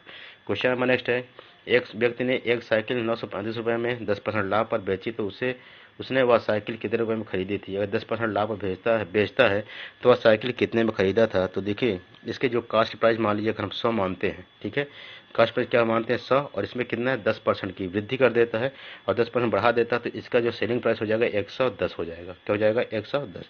अब ये 110 किसके बराबर दोस्तों, ये है 110 है आपका 935 के बराबर। 110 कितना हो जाएगा 935, अर्थात 110% में बेचा तो कितना है प्राप्त हुआ उसको 935 रुपये प्राप्त हो रहे हैं। अब इसलिए एक भाग क्या हो जाएगा, एक भाग हो जाएगा 935/110, ठीक है। जब इसको कट करेंगे तो हमें यहाँ क्या गुणे 100, ठीक है। जब एक भाग बचा तो नहीं, एक भाग क्या हो 935/100 हो जाएगा दोस्तों, एक भाग का यहाँ पे 935/110 हो जाएगा, इसलिए 100 भाग में इसमें क्या हो जाएगा, तो यह हो जाएगा 935/110 गुणे 100 हो जाएगा, ठीक है। अब 0 से 0 कट जाएंगे, काटेंगे इसको अगर हम 11 से, तो 11 8 88, 11 5 55 है ना, और गुणे 10 तो हो जाएगा 850। कितना हो जाएगा 850। राइट आंसर आपका यहाँ पे बी सही हो जाएगा। क्वेश्चन नंबर नेक्स्ट है, एक व्यक्ति ने बैंक के कुछ रुपया 15% की वार्षिक ब्याज की दर से उधार लिया, और अगर 3 साल बाद वह 7,250 रुपये वापस करता है तो उसने कितना रुपये उधार लिया था। तो आइए देखते हैं ये कैसे किया जाएगा। तो क्वेश्चन नंबर 106 का राइट आंसर दोस्तों यहाँ पे हो जाएगा आपका लगभग 5,000 रुपये। कैसे हो जाएगा 5,000 रुपये, तो आइए देखते हैं। 15% के वार्षिक ब्याज की दर से उधार लिया था, तो अगर हम 5,000 रुपये का 15% निकाल लें तो 5,000 गुणे 15/100 निकाल लीजिए यहाँ पे, तो 1 0 1 0 1 0 2 0 कर देंगे, 15 5 75, क्या हो जाएगा 15 5 75 750 रुपये, ठीक है। अगर 3 साल बाद, तो 1 साल क्या हो जाता है 750, तो 750 का 3 साल में क्या हो जाएगा 3 0 0 3 5 15, 3 से देगा इसे 2200, और इसमें क्या है 5,000 पहले लिया था, तो 5,000 पहले जोड़ दें, क्या हो जाएगा 7250 हो जाएगा, यही आपको बैंक को लौटाता है। तो यहाँ राइट आंसर क्या हो जाएगा ऑप्शन नंबर ए हो जाएगा। क्वेश्चन नंबर नेक्स्ट है, 500 रुपये का 6 महीने का 8% की छमाही ब्याज की दर से ब्याज होगा। 500 रुपये का 6 महीने का 8% की छमाही ब्याज की दर से कितना ब्याज होगा। तो क्वेश्चन नंबर 7 है, अब यहाँ हमको लिखना पड़ेगा, जैसे आप जानते हैं ब्याज बराबर क्या होता है, PRT अपन 100, साधारण ब्याज होगा सिंपल इंटरेस्ट बराबर PRT हमारा मूलधन दर गुणे समय बटा 100। ठीक है, तो अब इसमें क्या लिखें, 500 हो जाएगा गुणे 6 महीने है तो 1/12, समय क्या हो जाएगा 1/12 साल हो जाएगा, 8%, 8 बटा क्या हो जाएगा 100। ठीक है, 10 10 दो जीरो कट गए 100 के, 8 एकम 8 और 4 दूनी 8, 4 3 12, तो हो जाएगा 5 दूनी 10/3, 5 दूनी 10/3। तो अब यहाँ देखिए आपका जो राइट आंसर आएगा ये हो जाएगा 5, एक सेकेंड, ठीक उतना तो हमने कर लिया, 8% क्षमा एक ब्याज दर से। तो यहाँ पे दोस्तों ये हो जाएगा कि 500 गुणे 8% है तो क्या हो जाएगा 800, नहीं 500 गुणे 8, सॉरी यहाँ पे गड़बड़ हो रहा है, 500 गुणे 8 हो जाएगा 500 गुणे 8 गुणे 1/100 गुणे 2, 2 जीरो 2 जीरो 2 एकम 2, 2 चौको 8, 5 चौको 20, क्या हो जाएगा 20।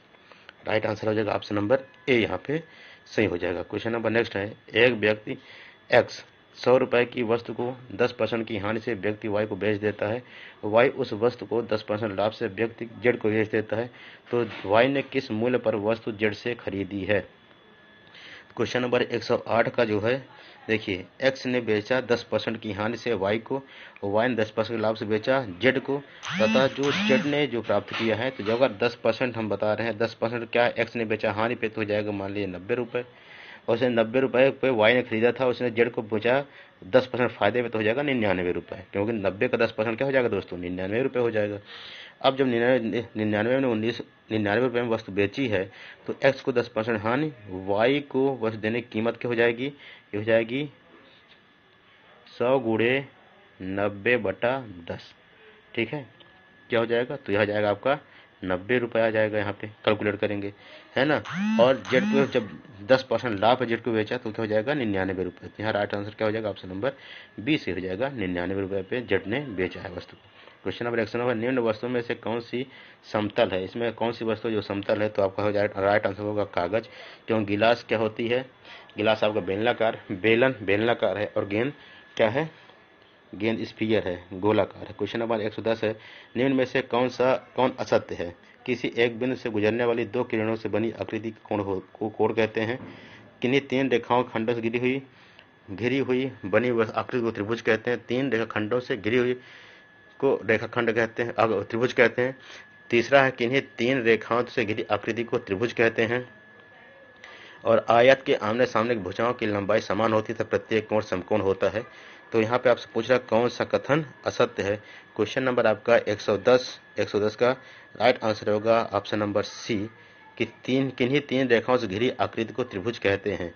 ये क्या है, असत्य हो जाएगा दोस्तों, क्योंकि उसके बीच में हमें कोण का भी पता होना चाहिए, बिना कोण के पता हुए वो त्रिभुज नहीं समझ में आएगा। किन्हीं तीन रेखाओं से घिरी हुई आकृति को, ठीक है, तो तीन रेखा ये मान लीजिए हमने ऐसे खींच दिया, तो अभी ये तो घिरी हुई आकृति तो नहीं है, क्या आकृति घिरी है, लेकिन यहाँ पे क्या खाली स्थान है, तो जब तक कोण नहीं बनेगा तब तक त्रिभुज नहीं बनता है। क्वेश्चन नंबर 111 है, किसी त्रिभुज के लिए निम्न में से कौन सा कथन सत्य है, त्रिभुज के लिए कौन सा कथन सत्य है। समस्त कोण सदैव न्यून कोण होते हैं, एक कोण सदैव समकोण होता है, एक कोण सदैव अधिक कोण होता है, एक कोण सदैव न्यून कोण होता है। तो राइट आंसर क्या होगा, ऑप्शन नंबर यहाँ पे डी सही हो जाएगा। 111 का एक कोण सदैव न्यून कोण होता है, बाकी और कोण भी हो सकते हैं।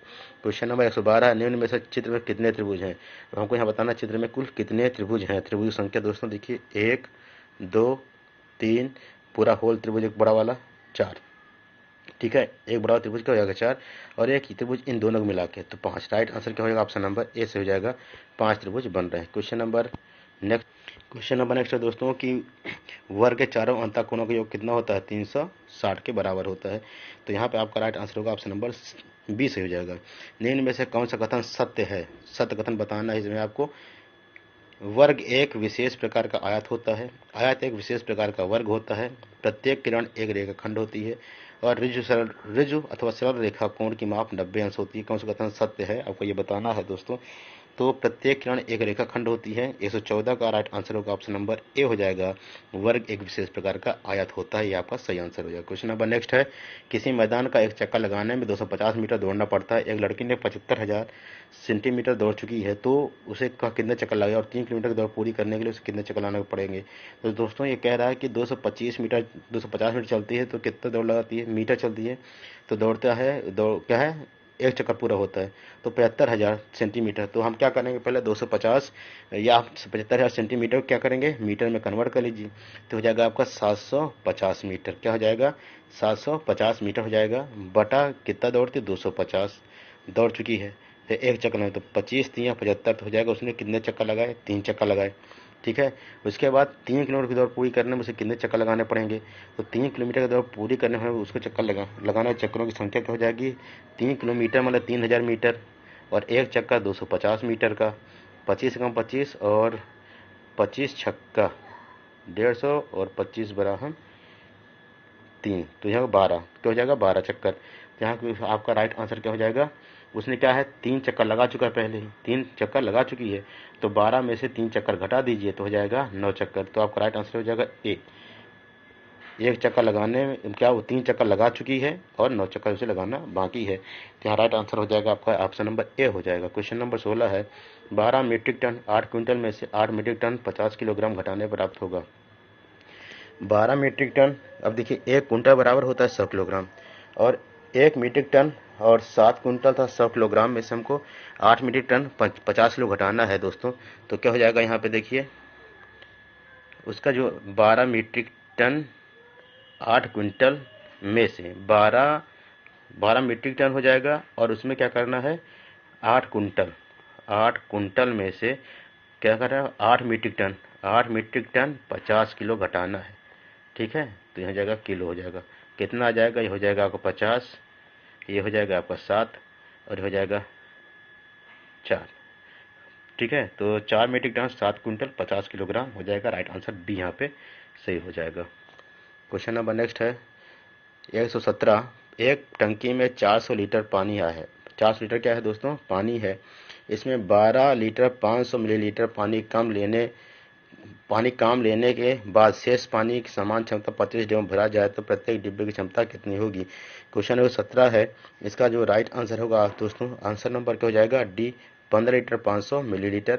इसका डिस्कशन मैं दोस्तों भी थोड़ा सा नहीं दे पाऊंगा क्योंकि अभी समय थोड़ा कमी है, लेकिन खैर देख लीजिए। तो ये 15 लीटर पानी कैसे कह रहा है, कह रहा है क्वेश्चन आपका कि एक टंकी में 400 लीटर पानी है, इसमें से 12 लीटर 500 मिलीलीटर निकाल लिया। 400 लीटर में से अगर हमने निकाला 12 लीटर, ठीक है, तो क्या बचेगा दोस्तों, ये बचेगा 388। फिर कह रहा 500 मिलीलीटर और निकाल लिया तो हो जाएगा ये 387.5 लीटर, है ना।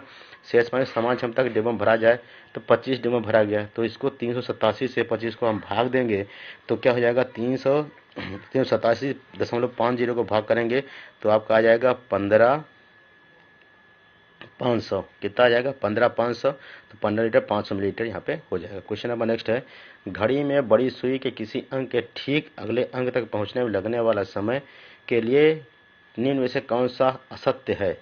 कौन सा असत्य है, 300 सेकंड, 5 मिनट, 1/12 घंटा और 1 घंटा। तो इसमें क्या कह रहा है, बड़ी सुई मतलब मिनट वाली सुई जब पहुंचेगी एक अंक से दूसरे अंक में तो कितना चलती है, 5 मिनट चलती है, ठीक है। 1/12 घंटा भी चलती है पर वो 1 घंटा नहीं चलती है। क्या दोस्तों, वहाँ पे 118 का राइट आंसर होगा ऑप्शन नंबर डी, वो 1 घंटा नहीं चलती, वो केवल 5 मिनट चलती है। छोटी वाली सुई 1 घंटा चलती है, तो राइट आंसर होगा ऑप्शन नंबर डी सही हो जाएगा। क्वेश्चन नंबर 119 है, एक आयताकार मैदान की लंबाई 60 मीटर तथा चौड़ाई 40 मीटर, उसके चारों ओर बाहर की तरफ क्या लगाया जा रहा है, घास लगाया जा रहा है 5 मीटर में, तो उसका हमें आयतन बताना है। तो पहले तो ये देख लीजिए कि जो आयताकार मैदान उसकी लंबाई चौड़ाई निकालेंगे तो 6 चौके 2400 इसकी हो जाएगा क्षेत्रफल हो जाएगा, ठीक है। अब 5 मीटर दोनों तरफ लगाएंगे घास, तो जो 40 है, अगर ये 40 में 5 इधर पड़ा 5 इधर पड़ा तो मतलब क्या बढ़ गया ये 10 मीटर। तो 60 में क्या हो जाएगा, 5 इधर बढ़ेगा 5 इधर बढ़ेगा, ये भी क्या हो जाएगा 10 मीटर। तो हो जाएगा आपका 40 को हो जाएगा 50 गुणे 70, तो 500 तो 3500 मीटर हो जाएगा। अब हमको क्या करना है दोस्तों घास लगाने मैदान का जो क्षेत्रफल है दोनों तरफ मिला के 5 मीटर बढ़ रहा है, मतलब एक तरफ 2.5 एक तरफ 2.5 बढ़ रहा है। तो यहाँ पे दोस्तों यहाँ हमने जो किया है वो आपको हो जाएगा 45 गुणे 65 हो जाएगा। ठीक है, जब 45 गुणे 65 का हम कैलकुलेट करेंगे तो ये आ जाएगा 2925 मीटर स्क्वायर हो जाएगा, और पहले हमारा पास 2400 मीटर स्क्वायर था। तो अब इसको क्या कैलकुलेट करेंगे तो उसमें घटा दीजिए तो 525 मीटर स्क्वायर हमारे पास बचेगा, 525 मीटर बचेगा। Right answer option number D हो जाएगा। क्वेश्चन नंबर नेक्स्ट है नेक्स्ट और लास्ट क्वेश्चन दोस्तों मैथ सेक्शन का, कि एक आयताकार चित्र के फ्रेम में एक्स की लंबाई 90 सेंटीमीटर, चौड़ाई 70 सेंटीमीटर और एक वर्गाकार फ्रेम में वाई की भुजा 80 सेंटीमीटर है, तो इनमें से कौन सा कथन सत्य है? आपको बताना है कौन सा कथन सत्य होगा। तो आप देखिए, जब ये कह रहा है कि दोनों फ्रेम एक्स और वाई का परिमाप बराबर और 300 वर्ग सेंटीमीटर होगा।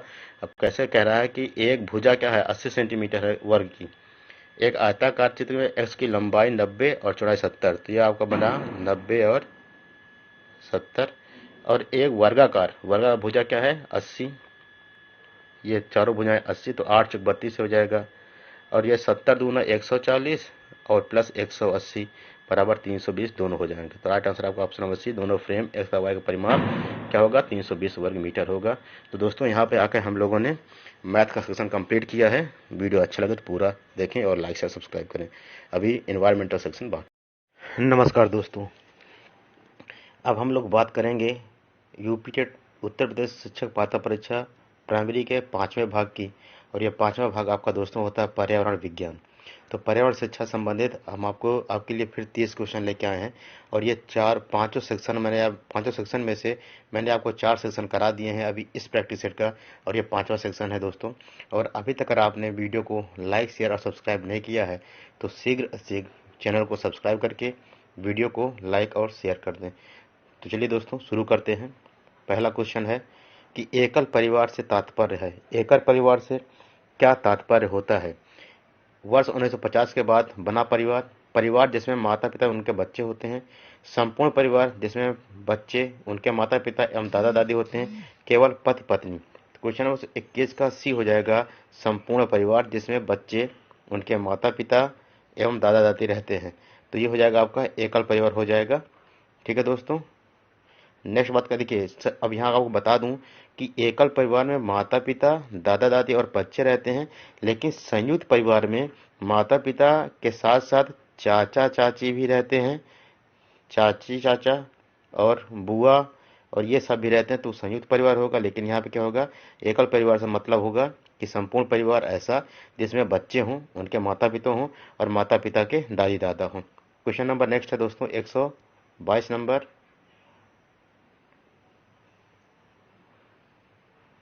क्वेश्चन नंबर 122 पे चलेंगे दोस्तों।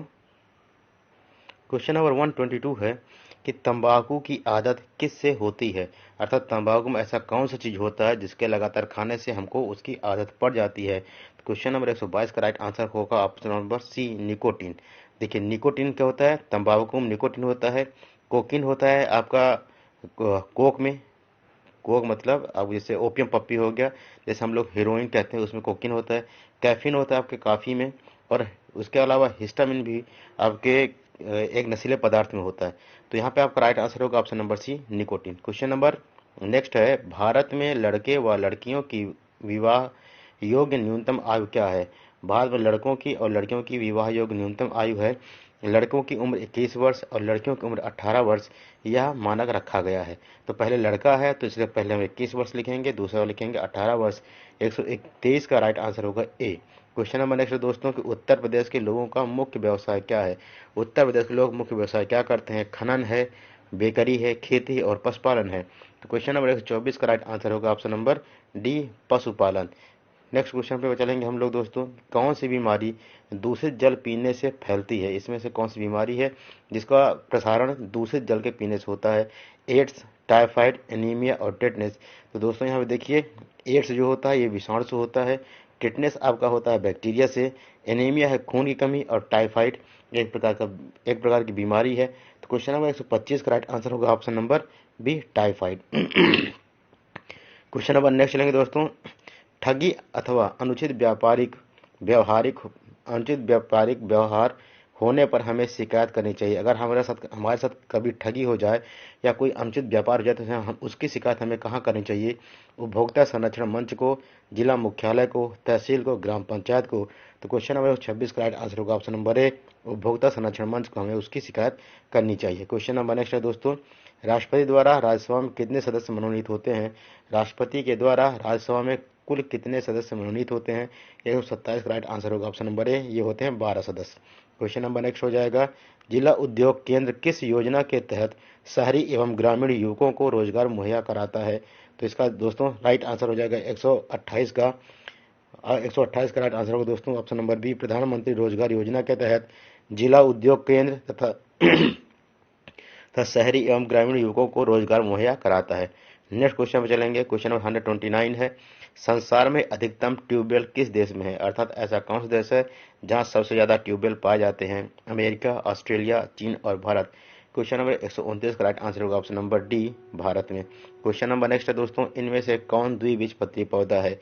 बांस, केला, गन्ना और सरसों। यहाँ राइट आंसर आपका ऑप्शन नंबर डी हो जाएगा, सरसों। बाकी बांस, केला और गन्ना तीनों जो है एक बीजपत्री पौधे होते हैं। क्वेश्चन नंबर नेक्स्ट है दोस्तों, पौधों में जल का अधिग्रहण किसके द्वारा होता है? अर्थात दोस्तों कि यहाँ पे जो पौधों में जल होता है, पौधों में जो जल होता है वह तनों तक, पत्तियों तक किसके द्वारा पहुंचता है? तो राइट आंसर होगा ऑप्शन नंबर ए, जाइलम के द्वारा। क्वेश्चन नंबर 132 है, विजय स्तंभ किसने बनवाया था?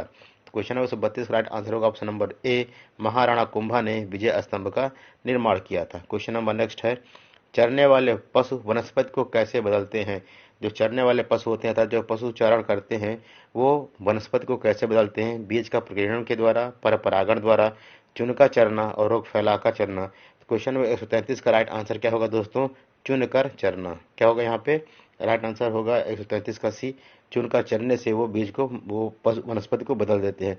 एटीएम का पूरा नाम क्या है दोस्तों?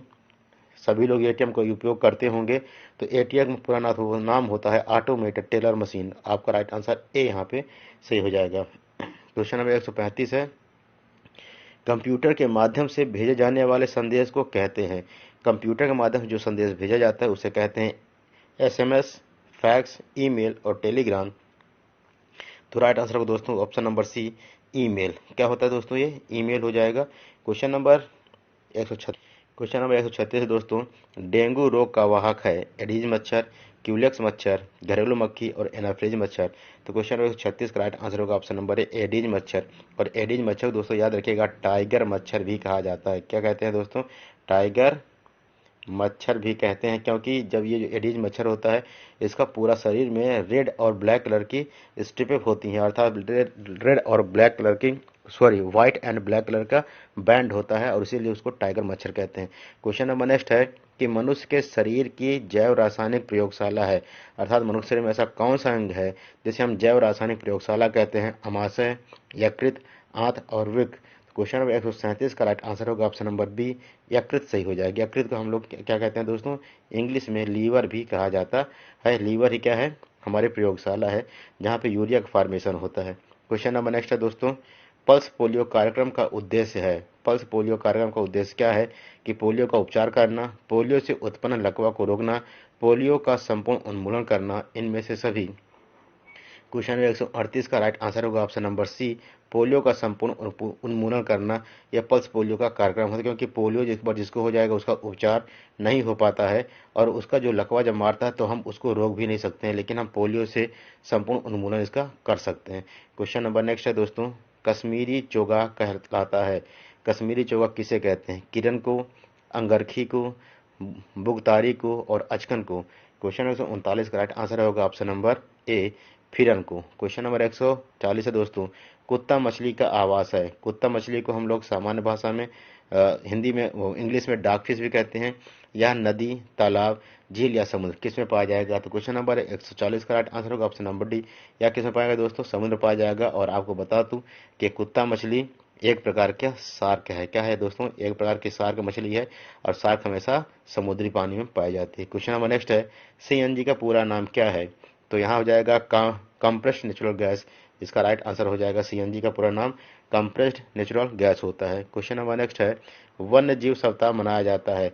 भारत में वन्य जीव सप्ताह कब से कब तक मनाया जाता है? 1 अक्टूबर से 7 अक्टूबर तक, 15 अक्टूबर से 21 अक्टूबर तक, 1 जून से 7 जून तक और 15 जून से 21 जून तक। 142 का राइट आंसर होगा ऑप्शन नंबर ए। 1 अक्टूबर से लेकर 7 अक्टूबर तक भारत में वन्य जीव सप्ताह मनाया जाता है। क्वेश्चन नंबर नेक्स्ट है दोस्तों कि पर्यावरणीय अध्ययन में शैक्षणिक भ्रमण का मूल उद्देश्य है। जब पर्यावरणीय भ्रमण होता है तो जो शैक्षणिक भ्रमण होता है उसका क्या मूल उद्देश्य होता है?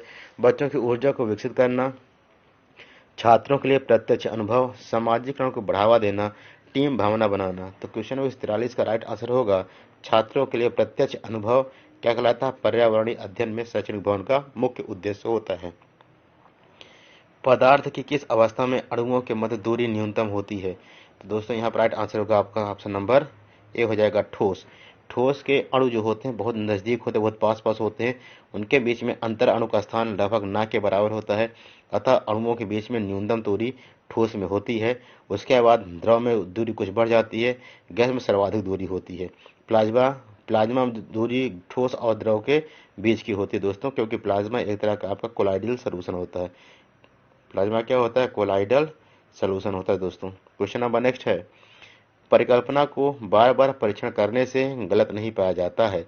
तो वह एक अगर कोई एक परिकल्पना है और उससे हमने बार बार उसका परीक्षण किया और हमें गलत नहीं प्राप्त होती, गलत नहीं मिल रही है, तो वो एक आगे चल क्या हो जाएगी? वो आगे चलकर मूल संकल्पना का रूप ले लेती है। तो आपका राइट आंसर हो जाएगा 145 का डी राइट आंसर हो जाएगा। क्वेश्चन नंबर 46 है कौन सा राज्य टाइगर स्टेट के नाम से जाना जाता है? अर्थात किस राज्य को हम लोग टाइगर स्टेट के नाम से जानते हैं? राजस्थान, पश्चिम बंगाल, गुजरात और मध्य प्रदेश। क्वेश्चन नंबर 146 का राइट आंसर होगा option number D. Madhya Pradesh को टाइगर स्टेट के नाम से भी जाना जाता है। क्वेश्चन नंबर 147 है दोस्तों कि सौर सेल द्वारा किस ऊर्जा को विद्युत ऊर्जा में बदला जाता है? तो सौर सेल द्वारा सूर्य की प्रकाश ऊर्जा को सूर्य की प्रकाश ऊर्जा को विद्युत ऊर्जा में बदला जाता है। तो 147 का राइट आंसर सी हो जाएगा दोस्तों। क्वेश्चन नंबर नेक्स्ट है हवा में सर्वाधिक मात्रा में पाई जाने वाली गैस है। इसमें 4 गैस दी, कौन सी गैस सर्वाधिक मात्रा में पाई जाएगी? ऑक्सीजन, कार्बन डाइऑक्साइड, नाइट्रोजन और हाइड्रोजन नाइट्रोजन। तो राइट आंसर होगा ऑप्शन नंबर डी हो जाएगा नाइट्रोजन। क्वेश्चन नंबर नेक्स्ट है नाइट्रोजन का परसेंटेज दोस्तों कितना होता है? 78% नाइट्रोजन होता है, ऑक्सीजन 21% होता है, कार्बन डाइऑक्साइड 0.003% कार्बन डाइऑक्साइड होता है और 0.002% हाइड्रोजन होता है। क्वेश्चन नंबर नेक्स्ट है ऊर्जा का नवीकरणीय स्रोत है। इसमें से कौन सा ऐसा ऑप्शन है जो ऊर्जा के नवीकरणीय स्रोत को बताता है? कोयला, पेट्रोलियम और यूरेनियम। ये तीनों दोस्तों आपके कौन है? ऊर्जा के परंपरागत स्रोत हैं, जबकि पौधे क्या है? ऊर्जा के नवीकरणीय स्रोत हो जाएंगे। तो 149 का राइट आंसर सी हो जाएगा। ओजोन परत मिलती है, ओजोन परत थर्मोस्फीयर में मिलती है, स्ट्रेटोस्फीयर में मिलती है, ट्रोपोस्फीयर में और मेसोस्फीयर में। तो दोस्तों आपको याद होना चाहिए कि ओजोन परत स्ट्रेटोस्फीयर में मिलती है। दोस्तों यहाँ पर आकर हमने आपका प्रैक्टिस सेट एक पूरा कंप्लीट किया जिसमें 150 क्वेश्चन आपको कराए गए हैं और 150 क्वेश्चन आपके आने वाले 5 सेक्शन से लिए गए हैं, जिसमें CDP चाइल्ड साइकोलॉजी डेवलपमेंट, उसके बाद हिंदी, फिर इंग्लिश, फिर मैथ और लास्ट में इन्वायरमेंटल साइंस। दोस्तों वीडियो अच्छा लगे तो लाइक शेयर सब्सक्राइब जरूर करें और चैनल को सब्सक्राइब जरूर करें अपने दोस्तों के साथ भी, जिससे उनको भी इसका फ़ायदा मिल सके। धन्यवाद दोस्तों वीडियो देखने के लिए।